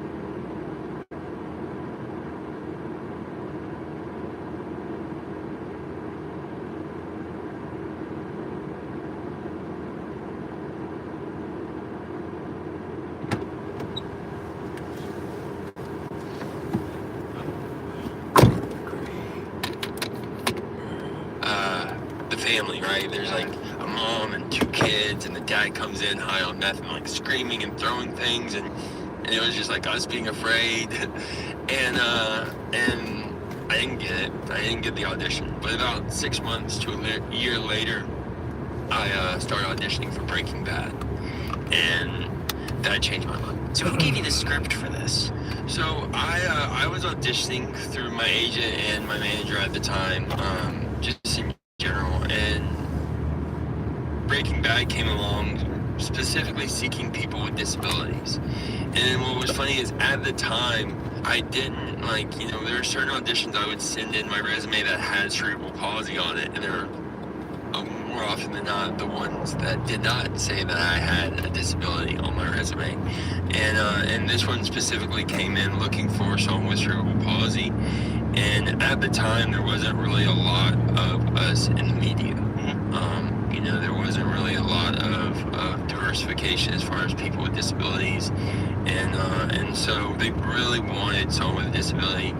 And Sharon Bradley, the casting director for Breaking Bad, who had already cast Brian, Aaron, Betsy. The whole family was cast except for me. I was Walt Jr. was the very last cast part.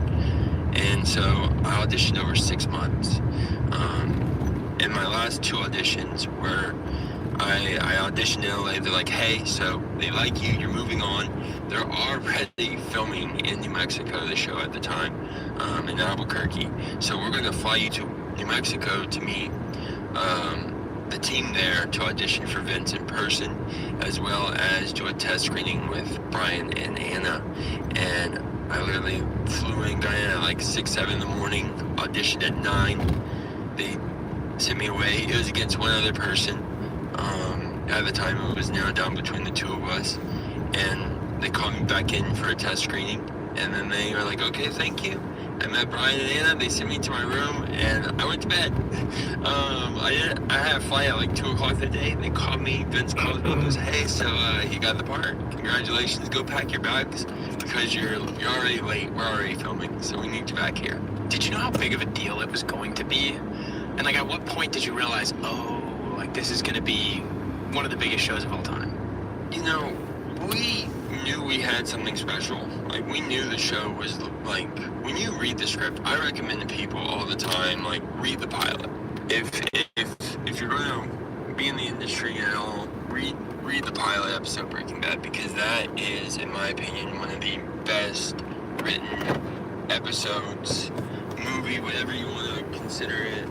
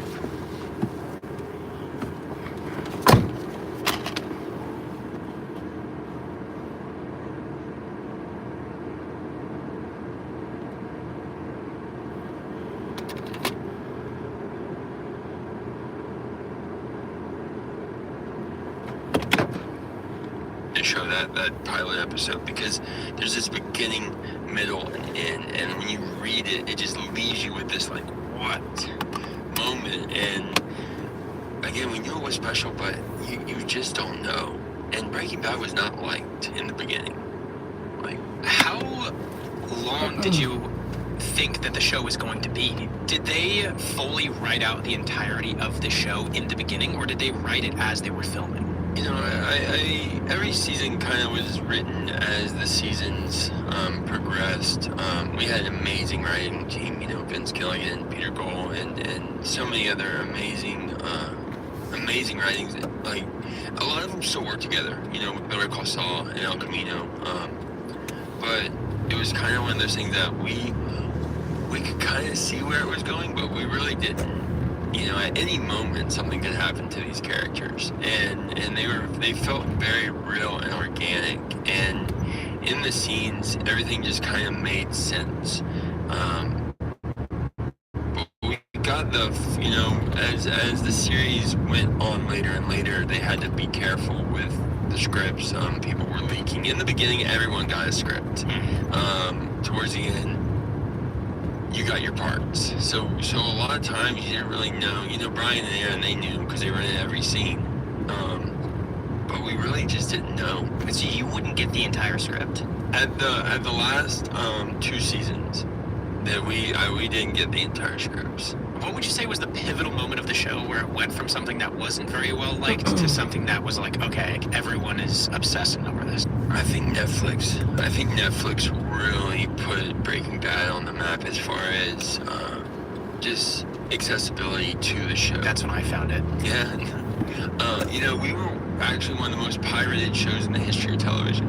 Huge in Eastern Europe. Wow. Where the film, great. But It's funny you mentioned that. I read something that said that after Breaking Bad, meth quality actually went up. I would believe that. I would. I mean, I don't condone that drug, but hopefully it's better products. No, you know, I think it really spotlighted, you know, this form of drug abuse in communities. You know, in the early 2000s, meth was kind of more of like out in the woods. No one's doing meth. It's these far away places, and in reality, it's in our backyard. And I think Breaking Bad really opened the doors on the awareness of methamphetamine in our communities. And you know, some people really thought that we were glorifying it in the beginning, that we were promoting it. And if you really watch the show, it doesn't end well for Walter White. Like, it really destroys his whole entire family. And I think it's something that really was an eye-opener for many people. And really quick, before we go into that, in business, they say that you could have better, cheaper, or faster, but you can only pick 2. Well, what if you could have all 3 at the same time? That's exactly what Cohere, Thomson Reuters, and Specialized Bikes have, since they've upgraded to the next generation of the cloud, Oracle Cloud Infrastructure. For those unaware, OCI is a blazing fast platform for your infrastructure, database, application development, and AI needs, where you could run any workload in a high availability, consistently high performance.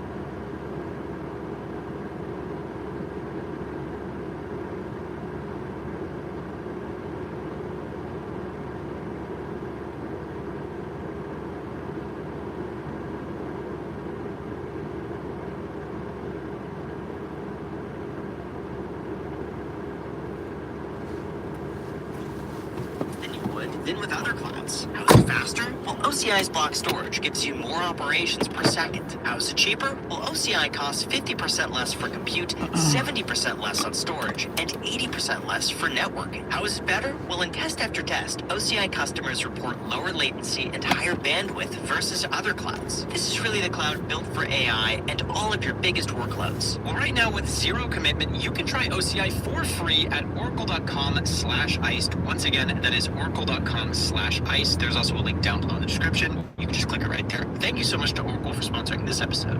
What was the filming schedule like? Dude, 16-hour days. Like we were sometimes shooting 6-7 days a week, 2-man teams. One time our film got run over by an airplane. Yeah, and leaving studio because we shot on film. We were one of the last series and shows, I guess, to shoot on film, 35 millimeter, and so we would film. And that's what really, when it comes to like time restrictions and pressure on set, we have finite amount of film. You know, some of these film rolls, you're talking like $250,000 and $75,000 just for like the rolls of these films. And one day it was being shipped because we had Albuquerque being, you know, one of the main bases for us, but we also had the editing studios in California, and so we would have to send those to California, and apparently one day some of them got left out and a plane ran over them, and we had to reshoot that whole, I don't know how many days it was, but that was a nightmare. And we were running camera teams A and B and trying to make it up to get back on top of the schedule. How do you memorize your lines? I have a couple of different ways to memorize lines, and I think it's different for everyone. I say lines rhythmically, you know. I kind of, when I talk and when I'm reading my lines, I read them in a rhythm, and so it gives you the basis of kind of what they're saying, and then I sleep on it. I read my lines the night before when I'm doing that next day, and I go to sleep on those lines. And so I kind of believe that when you read at the end of the night, whatever you're reading, it soaks in your brain more. You know, you sometimes, like, I'll sometimes run my lines in my dreams, and I find it helps it be more organic. What was the most difficult line for you to present? See, in Breaking Bad, none, man, because it was so well written. Like, Breaking Bad was oddly one of the easiest jobs I've ever had, in the sense of just quality.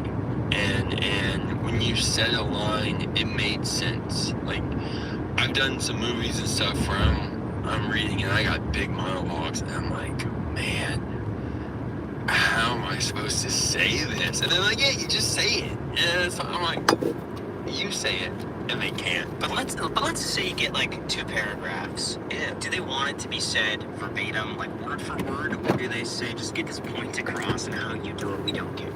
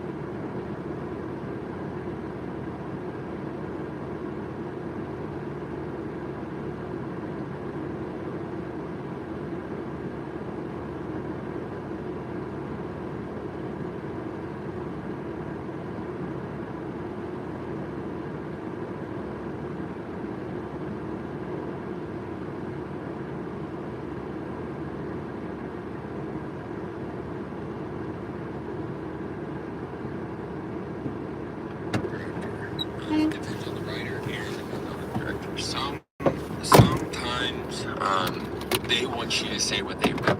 Like every writer does not want you to ad lib. Any writer that's very proud of their work, they're definitely not gonna want you to ad lib.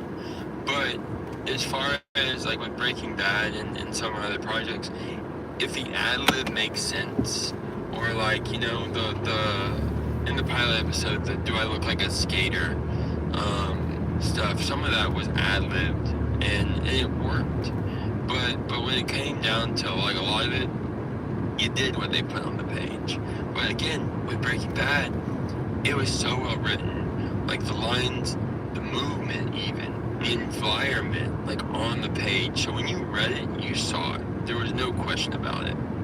Was there any impromptu lines or impromptu things that just kind of happened that ended up making it into the show that were a fan favorite? I always think about this one clip I see all the time. I think it's Tom Holland and Robert Downey Jr. and they were in the back of a car and they were filming a scene for Avengers or something. And Tom Holland Robert Downey Jr. goes to like assist Tom with like opening up the car door or something, and then Tom thinks he's going in for a hug, and so he hugs him, and it's like super awkward, and then they just rolled with it, and it was like a fan favorite, and you can see like the natural reaction of the cohesiveness. No, there was lots of different moments like that, and I think a lot of it was pausing. Like a lot of it was looks on the show. It was more of like just like a look that you would give, and you know, nothing's sticking out, but I think one of the things that always sticks out that's a fan favorite is the pizza on the roof. That was a one and done because they tried to recreate it and it didn't happen again. Have you seen the videos of the lady coming out of the house yelling at people? What do you think of that? I think when you have one of the most famous houses in the world, and definitely one of the most infamous houses in the state of New Mexico, it comes with a responsibility and it comes with accountability, and I think you kind of have to you know, have some leeway with it. I knew the lady that owns the house now. I knew her parents really well, and you know, during Breaking Bad in the beginning, you know, they got, as the show ended, they got much older, and people were breaking into their house. Like they were waking up, finding people in their living room. It wasn't like just like people were trying to get into the house, and that's why they raised the fence.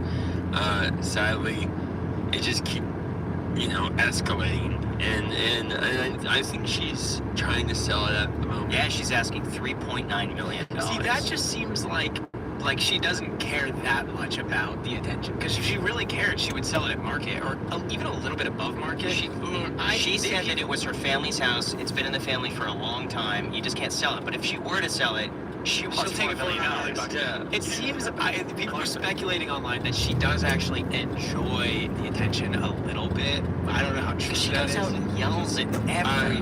I think she does. I think it does give her purpose a little. You know, again, it's a fine line. Like she's nice to me. Do you talk to her? We saw her. We were just in New Mexico not too long ago, and we saw her. And so, like, 'cause like, did you hit her up? No, we were just, you know, it's Albuquerque. Did you just show up to the house? No. I back in the day, because I was really close to the family because we spent a lot of time there. Yeah. But like people all think that the inside is what this inside of the show looks like, and it's not. We shot all the interior, most of the interior, like on a soundstage. The only thing about the house is the exterior in the backyard. But like, yeah, I'm not gonna touch that with a 10-foot pole, man. I think like, you know, maybe $2 million, $1.5 million. I What think makes so much money giving tours of the house? How did that Someone go? can pay a lot of money to go up on the roof to try to find a little bit of pizza and sell that. Airbnb would be crazy at Good morning to you, though, by the way. Gotta poop, yeah.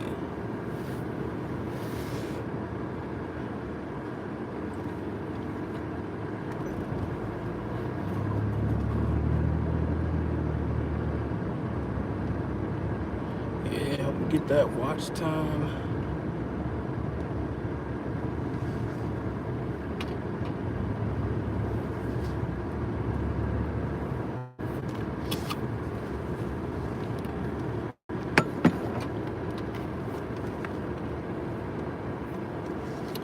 Where'd the phone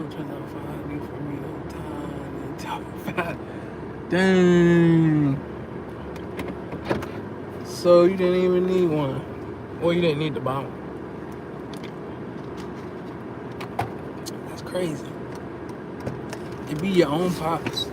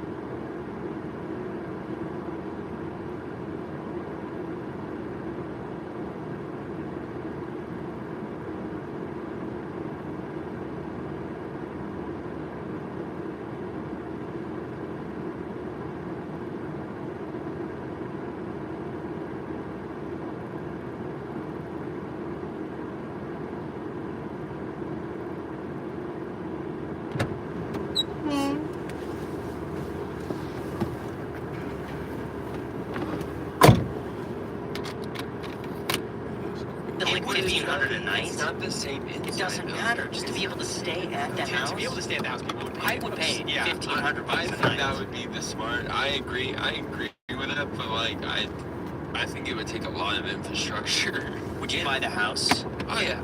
How much would you pay? Not $4 million, I tell you that. I mean, so everything in that house value is around 350. We'll see how you see it. I looked at this estimate. Yeah, I've looked at the numbers. So my number for the house, the actual number that I've come up with, I think Walter White, the White House. I mean, how do you lose them though? Value, I'm thinking 1.2. Just out of things, Is it just drinking or? But like if the neighborhood's nice, but it's not a $4 million nice neighborhood, you know what I mean? You can't have that. You're gonna destroy the market in that community. But here's the thing, she putting it up at that price gets a lot of publicity because I saw that listing went up. It was on the front page of like Yahoo and CNN and all these places. The Breaking Bad house is for sale, asking $4 million. It drives a lot of people to go and just take a look at it again. But there's a fence though, man. That's my thing is I wish like the city of Albuquerque or like the state would, you know, redo it. You know, she put up the fence. They've done a lot of remodeling. It's not the same house. But I wish whenever like the state or someone would come in, bring it back to what it originally was. Because it was a great house, and you know, it really means a lot to a lot of fans. Yeah. And I think the impact that Breaking Bad has had on the city of New Mexico, you know, there has been positive especially aspects. for like There's been storage negative aspects, but purposes there's also too. been many positive aspects. And I think, yeah, Bryan Cranston should buy it. if anyone could buy it, Brian could probably buy it. There's a Simpsons house in Vegas, you know that? Really? Yeah. What do you mean Simpsons house? It's the house that was, it's identical to The Simpsons. It was either The Simpsons was based on this house or this house was created to be identical to The Simpsons house. You could drive by. I had no idea. Yes. That's really cool. Yes. And it looks almost identical to the real Simpsons house. See, the question is how many people try to That means you break need into an it. air tag or Nobody something. breaks into it as far as I'm aware. But it does become a bit of a tourist attraction Like where you you can go need and the, look at the Simpsons house in Las Vegas. That's pretty sick. The I Max think I've Safe seen case. it on Instagram. I think they have There's a lot Max of- Safe you know, case I think that you what can they've put done, like, you know, the Sopranos one of those film, Apple air tags on. and then, you know, Beverly Hills, that like the houses in like First Prince of Bel Air and stuff like that. I find these are like staples of television history. And I think when that house gets to that point, there should be some form of historical preservation. You know on what? it. You're right, because the Home Alone house, they were asking $5.9 million, and I actually thought objectively it was a good deal. The Brady Bunch house, I remember when that got listed, they got like 100 offers on this house, and it sold way over asking, I believe, to HGTV, because they were going to do something like with it. But their other bidder was either from like NSYNC or Backstreet Boys. Like it was some musical artist who's like bidding against HGTV to buy the Brady Bunch house. But it's a one-of-a-kind house. See, that's the thing. It's you're not necessarily buying the property. You're buying the history. Like, you know, I do a lot of work with historical preservation and restoring historical stuff in Texas, and you know, it's one of those things that you know, 100 years, 50 years will go. Being generous with 100, 50 years will go by, and these like people will still go visit these iconic locations, and it carries over. And so I think that's what the number is the history. I'm telling you, we could make a fortune if we go 50-50 on this house, do Airbnb on it, but you promote the house. See, I'm that would do us so well. Like 80-20. Like, yeah, 80-20. Oh, there's got to be some component of you marketing the house, but I honestly think as an Airbnb, it would do insane numbers. Someone has to plug the cash flow on this, because at a certain price, you can overpay for it and make your money back in the first year. Graham, you're giving away some sauce right now. I mean, Like, yeah, someone's going to do this. I mean, no one's going to do it. That's what I'm saying. But, if we did it, I mean, it would do so well. I'll keep an eye on it. I think it would do well. I think you would have to. I think it'd be more than a year to get your capital, especially. No, but just the amount you overpay. It's like it's like worth 1.2 and you pay like 1.5. Let's just say you make your money back, whittle it down. I think you're probably gonna make it back in like 5 years. Like you can't gouge $1,500 a people. night. I think people will pay $1,500 a night to stay at the Breaking Bad house. Minimum of 2 nights. That's still like gonna take a long time to make it. I guess if you put like 20% down, like What kind of bank is gonna have against like $4 million house? Pledged asset line? I mean, hey, you know, stranger things have happened. Yeah. I'm curious, for the budget of Breaking Bad, what did they pay you just for that first episode? These days, it seems like everybody is chasing the next big thing in investing, such as myself. But if you're actually serious about it, you need a platform built for that. That's exactly why today's sponsor is Public, the investing platform built for serious investors. With Public, what's great is that you can invest in stocks, crypto, bonds, options, and more, all within one app. Plus, you can even earn an industry-leading APY on your cash with no subscriptions or minimums.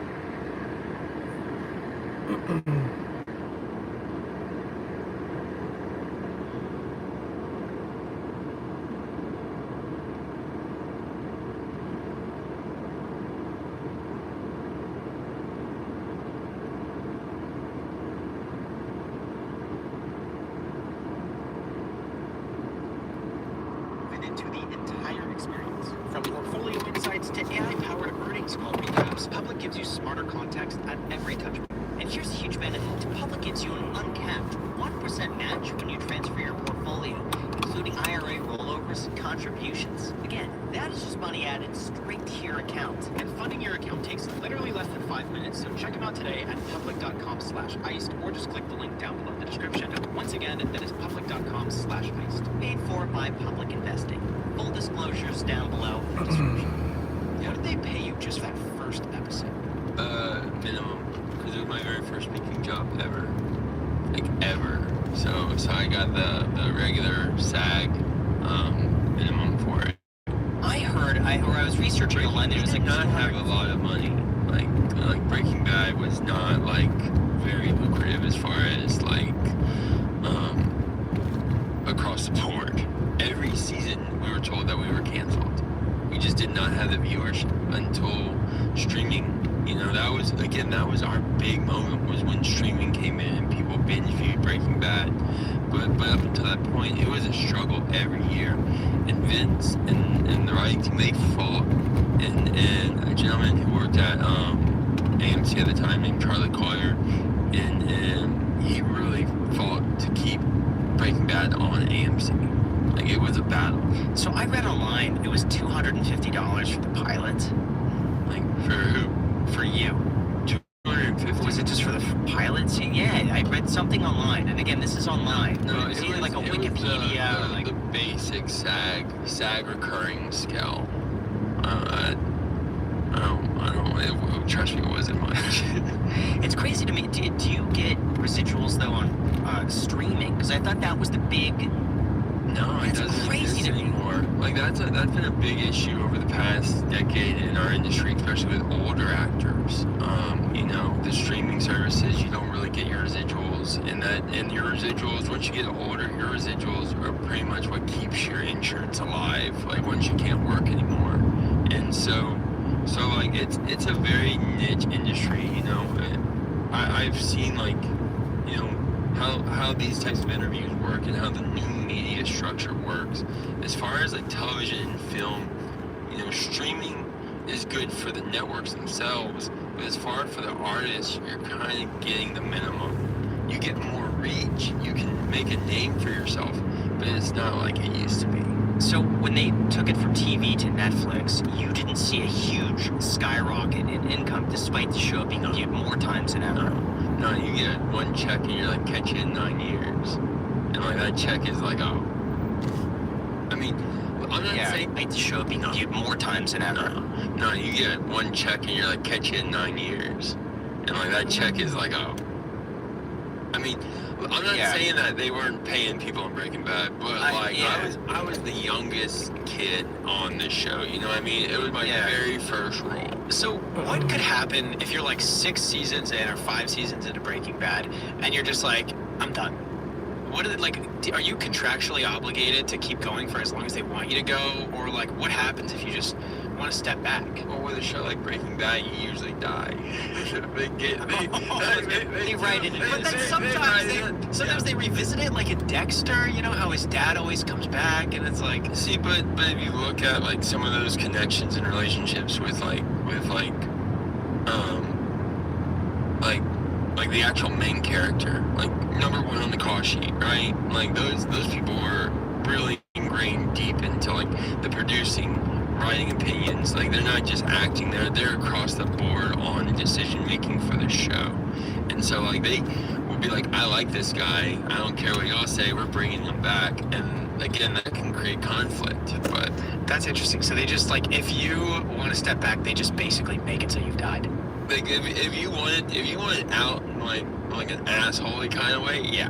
Like shows like Breaking Bad, shows like Dexter, like, oh dude, accents happen all the time. Like especially for these characters. But then you also probably ruin your reputation in that circle. Yeah. Like this guy just walked out on us. Yeah. Let's not work on. Why wouldn't you work with someone that's kind of like you know? So here's, it's funny that you bring that up. So I was in a roller coaster accident while I was filming Breaking Bad. I had like a real bar shot in my arm. What? And, like, ripped out all my like elbow stuff. I think I was like 15. Wait, how does this happen? So it, you know, don't go the first week to a brand new roller coaster. officer. And it was you that got hit. Was someone else around you that also? Oh, I was like the 9th person that got injured that day. Did they have insurance? That's the first thing So I what went. I messed up was I didn't want to wait for the ambulance. It was like a 45-minute wait. And so I was like, I'm going to my hospital right now. Because like this kid's like, I'm like bleeding out of my elbow. Well, here.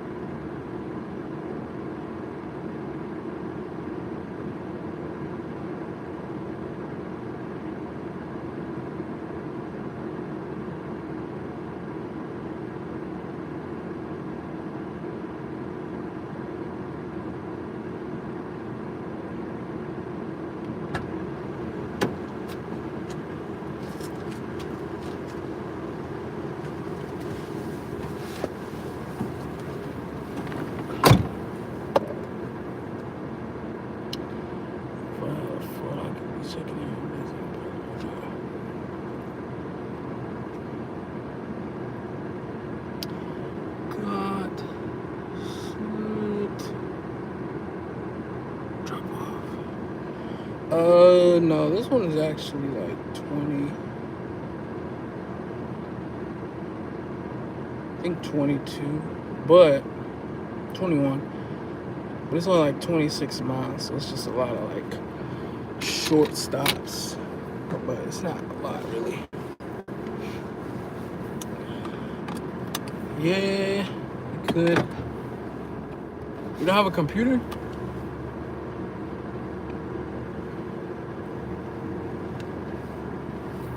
Like a laptop, iPad, something like that. Close that there.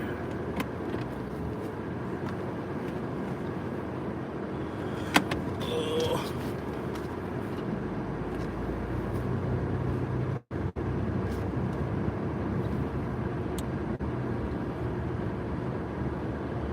Either here or there, but you see, Ben had content. Oh, you're on an iPad? Oh, that's right, you don't have a phone, so you're not watching it on the phone.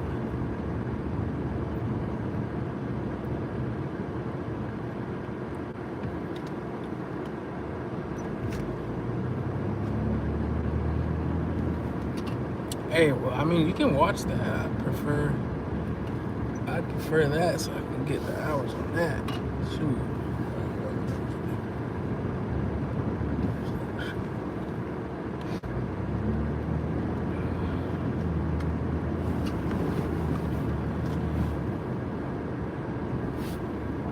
But it's up to you.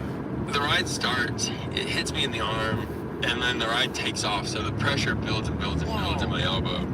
And as we're going through this, I'm like, in my head, I'm like, man, this is gonna hurt tomorrow. Because of the adrenaline. And the ride stops, and I just hear screaming. And I'm like, oh my God, what happened behind me? And we gotta get off, and everyone behind me is wiping like blood off of them. And I'm like, what happened? And this worker, like, that was working the ride is like, you're bleeding. And I'm like, huh? And I looked down, and I'm just like, river. Wait, so what exactly did you hit your arm on? So apparently that's a very good question that we never fully found the answer to after a lawsuit. But going to my point of why I bring this up is they told me, because I went through like 3 surgeries, and like they gave me a bunch of pills, and I'm like, I'm not taking these pills. And after 3 surgeries after that, they're like, look, like, you're injured, but if you were that injured, you should quit your job. And my job was Breaking Bad.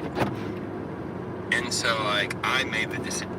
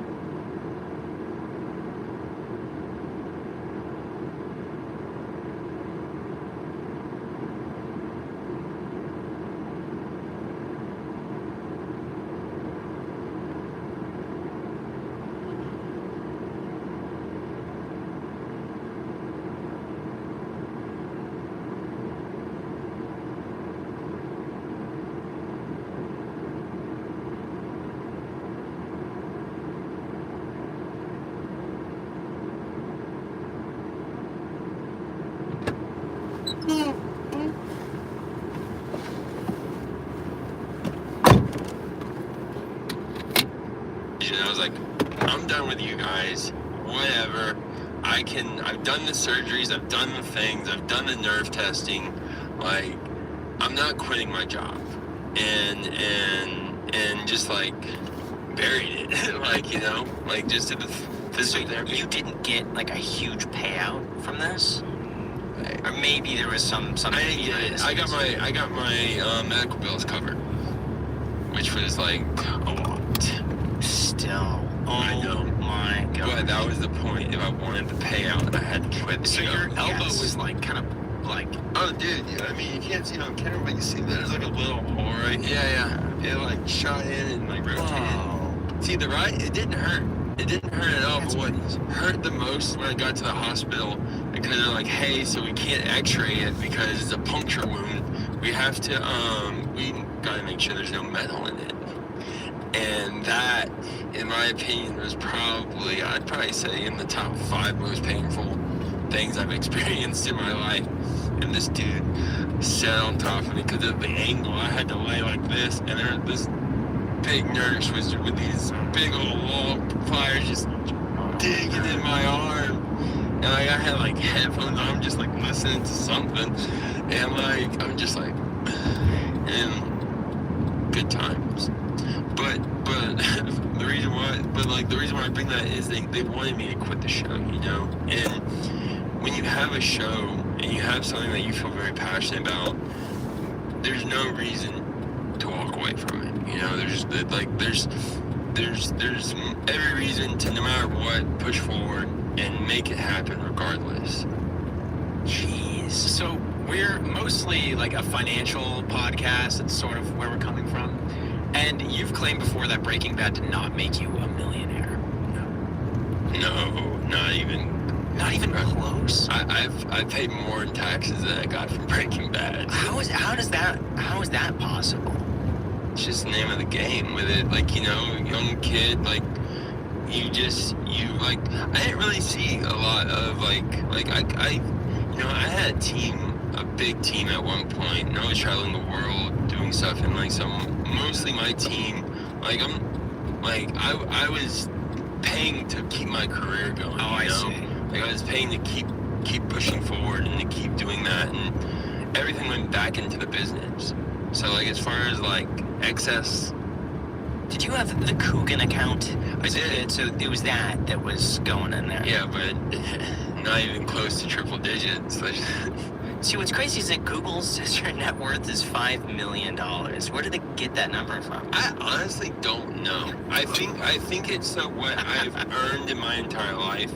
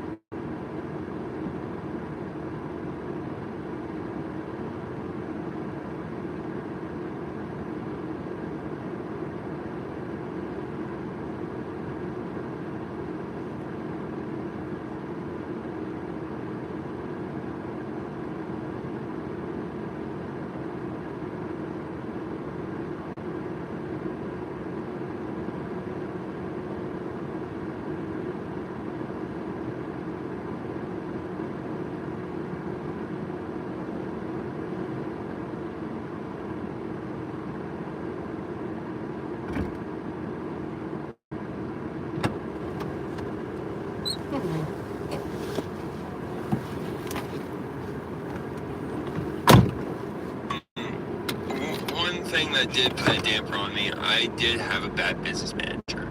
I did. I got royally,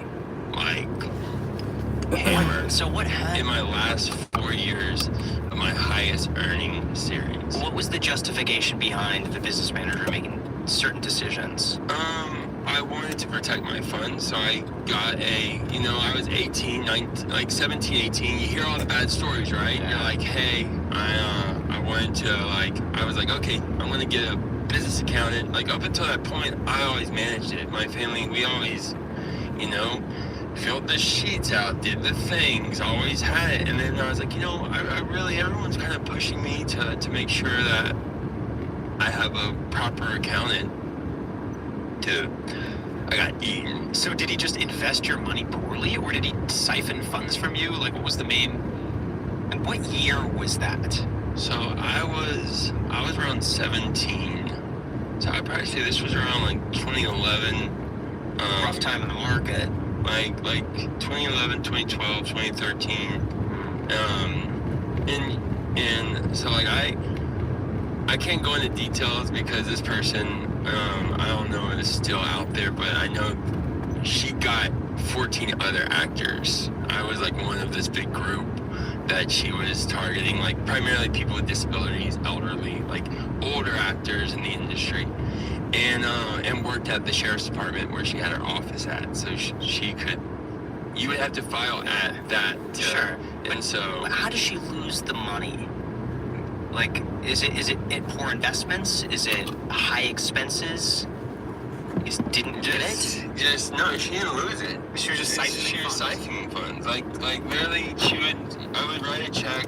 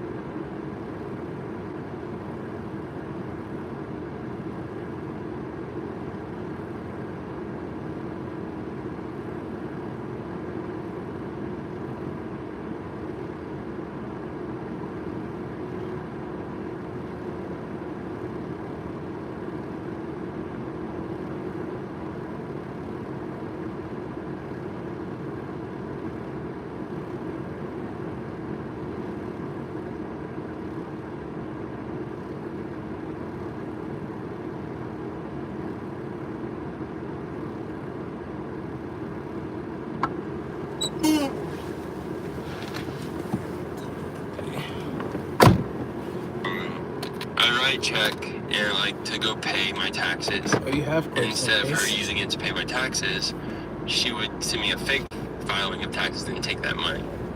And so at the end of the day, though, it's my negligence. So regardless with that, the IRS doesn't really care about you. They only care that you make sure that you are paying it, and anyone else that handles that is your fault because you did not do your due diligence. Is she still working today, or is she like in jail? She's wrong. That's what happened to the guy on Blend. It's very common. It only took me 10 years to pay it off. 10 years to pay off your taxes? It was a rough thing. But like, it was a lesson learned, and it's like, I've always been very savvy in my finances. I was treasurer for my organization for 8 years, and we've always done well, and I've always been very good about it. And I heard like I look at it as a TikTok is blessing. probably like the best way to start as far as like your short form stuff. I never could master any of them, like TikTok or Instagram, but I actually had a video I feel like I've performed a lot better with YouTube. That's why I've kind of been sticking with it.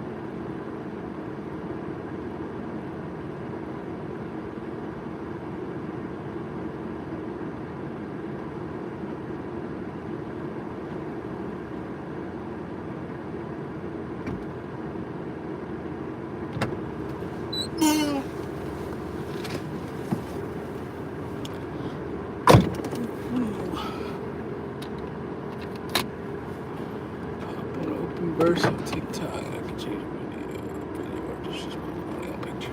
Oh, you can change your video.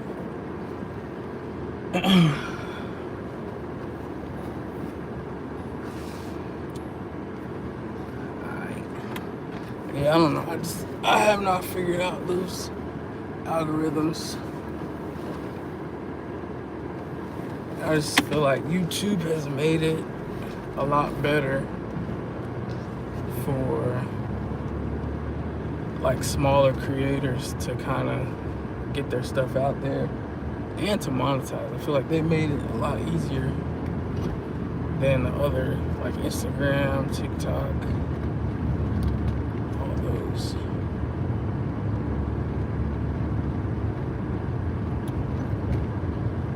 So you can change up video to just pop audio and pictures.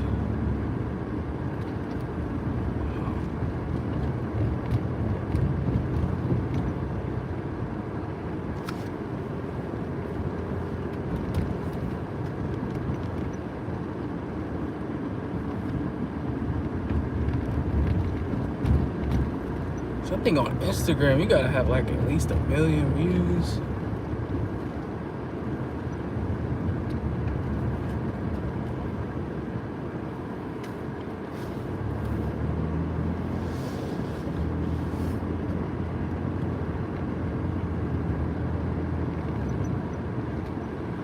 I know YouTube used to be like way harder, but it seems here recently they've made it like a lot easier for smaller creators.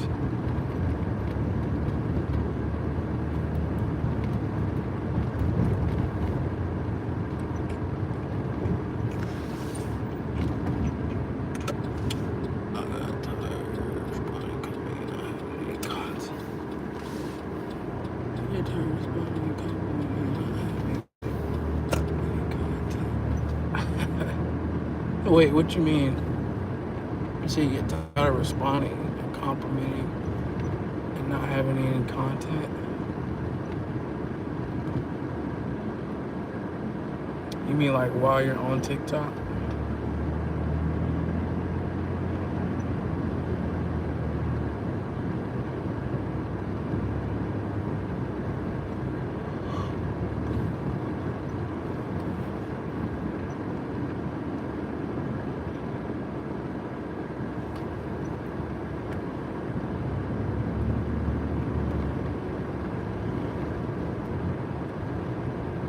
I mean, you could clip those. Can't you clip those songs from BandLab and post those?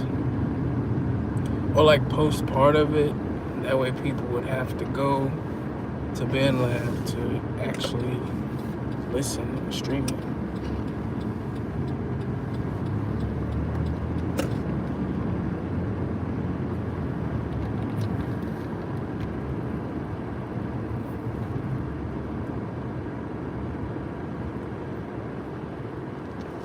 You know, like give them kind of like a little teaser preview.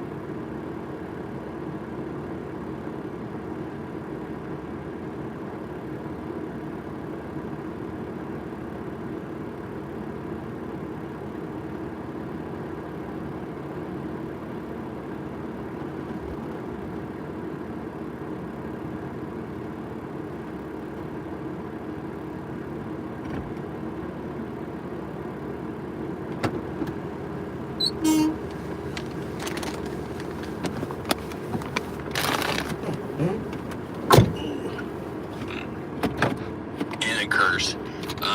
But it gave me knowledge that like no one has. Steve Harvey had the same thing happen to him. Yeah. Same thing. He was paying his accountant.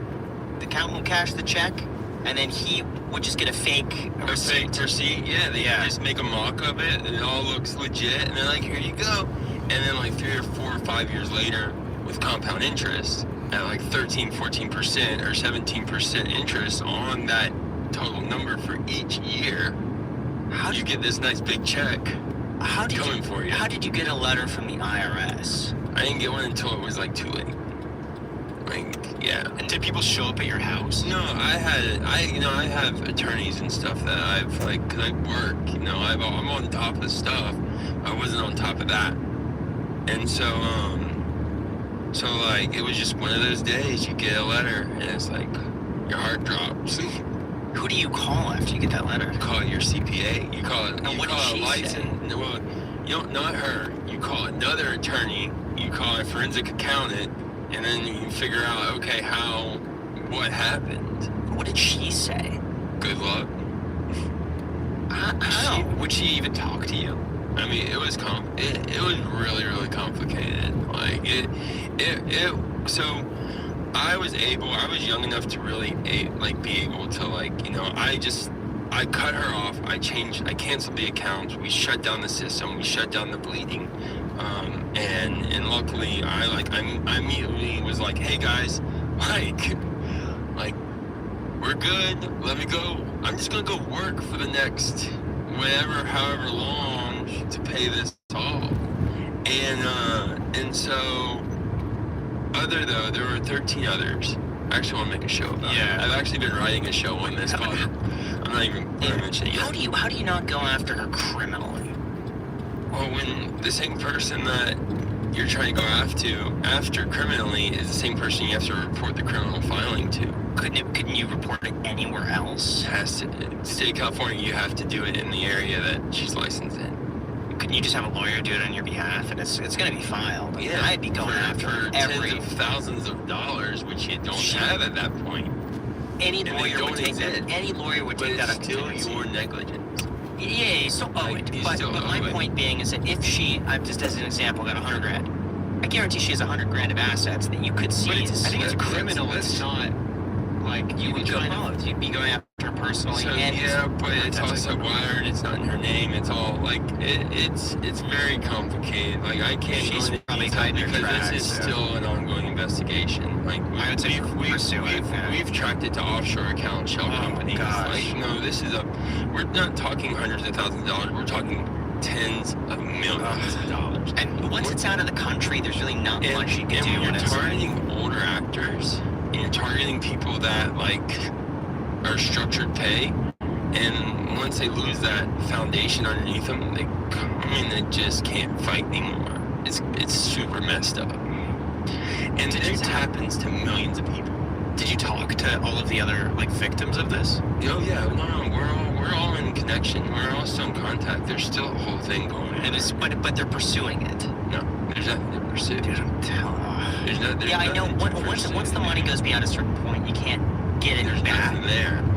But you could at least put this person behind bars. We know some great lawyers. It's a little more complicated than that, though. You think yes, you can, but you're talking like years of litigation, years of appeals, years of forensic accountants. So the cost of that's probably going to be in the millions, and then it's like, can you recover? Probably not. What do you do? Put her in jail, and then again though, this is very, very common, especially in young actors. Mind-blowing. And it happens every day. It's probably happening right now somewhere. So what's your advice to newer actors today when it comes to their finances? Record it, mark down every dollar, keep track of it, stay on top of it, know where you're spending your money, how you're spending your money. I think technology today is getting stronger and stronger in where you can't hide money like you used to. Like used to is like, oh yeah, we have this stack of paper. Yeah, just put it in a shelf. No one's gonna find it. Now today it's more digitized. I mean, again, I do my best. I'm a fairly frugal person. But it's really about just knowing where your money's coming in and where your money's going out. And once you have those two basic things down, there's more learning. But if you know where every dollar's going. Like I can tell you where every dollar that I have goes. Like down to how where it came in to where it's going.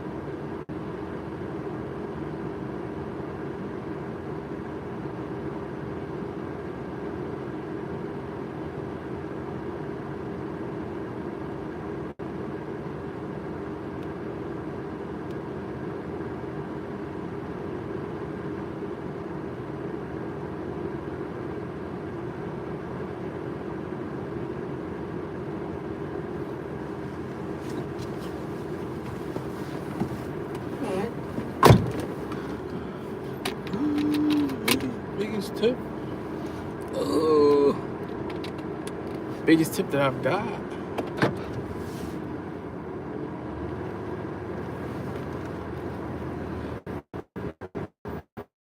Probably one of the ones today, even though I didn't get to deliver all three because I ended up running out of time. It was like 52. I think it was $52 in tips total. But I didn't get to finish one, so I think I got like 48 maybe. What's the coolest customer? Yeah, I usually just drop and leave. Most of them. Most people like the contactless. They'd rather not see you.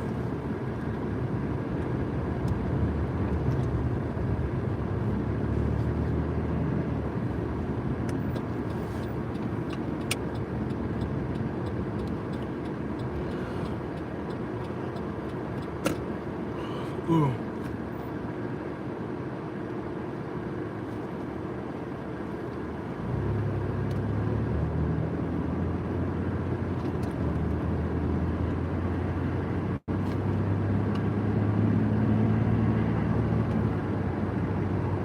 Except there was a guy when it was raining like really hard.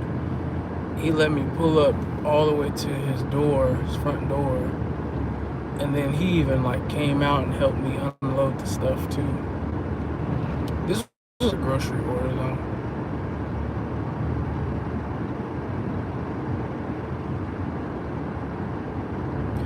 A lot of people actually do help.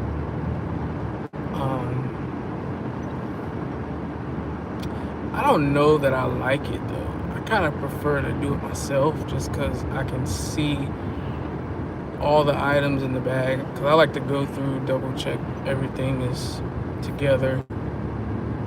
That every order is like, because most of the time you have 3 orders. That's the most common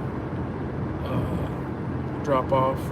So you have 3 people, 1 in your front seat, 1 in your back seat, 1 in your trunk, and it can happen. Sometimes a person's bag will get mixed in with another customer, like maybe something that was for the front seat person gets put in the trunk.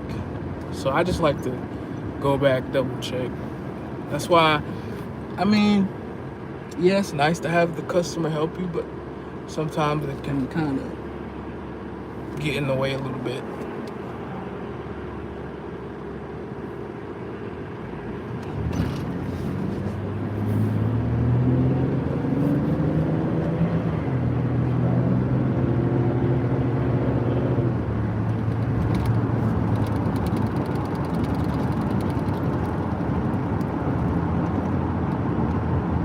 Oh yeah, you know I got GPS, man.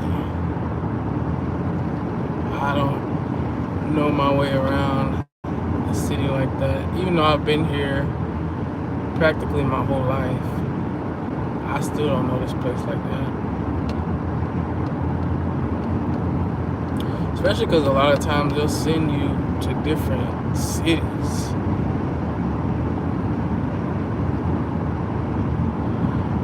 Like you could go to Raleigh. Not Raleigh. I'm in Rayford. A lot of times they send you to Rayford, send you to Aberdeen, Southern Pines. Like, it's not just usually one city that you work in or that you deliver to.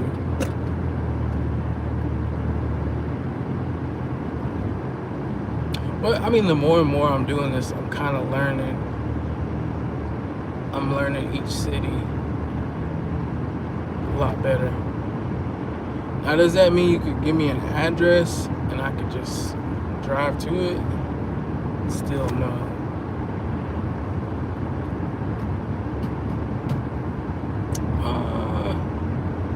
I usually start about 6:30 most days.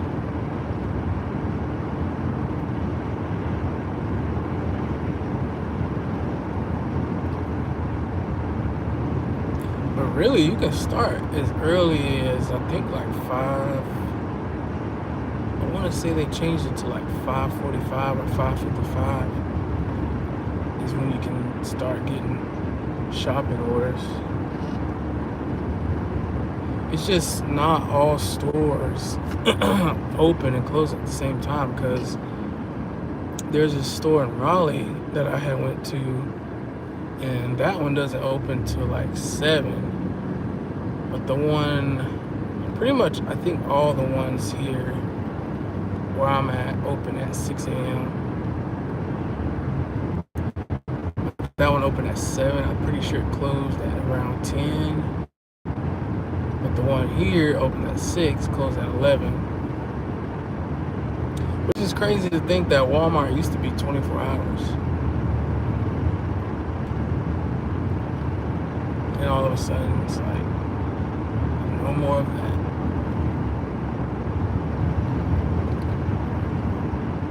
I wonder if Spark was still a thing when it was 24 hours, because, I mean, you can make unlimited money.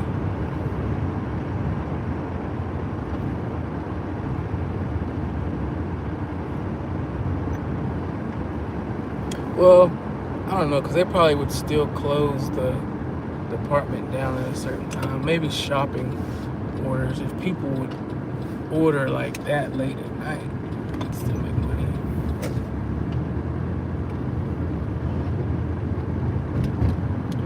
You said who?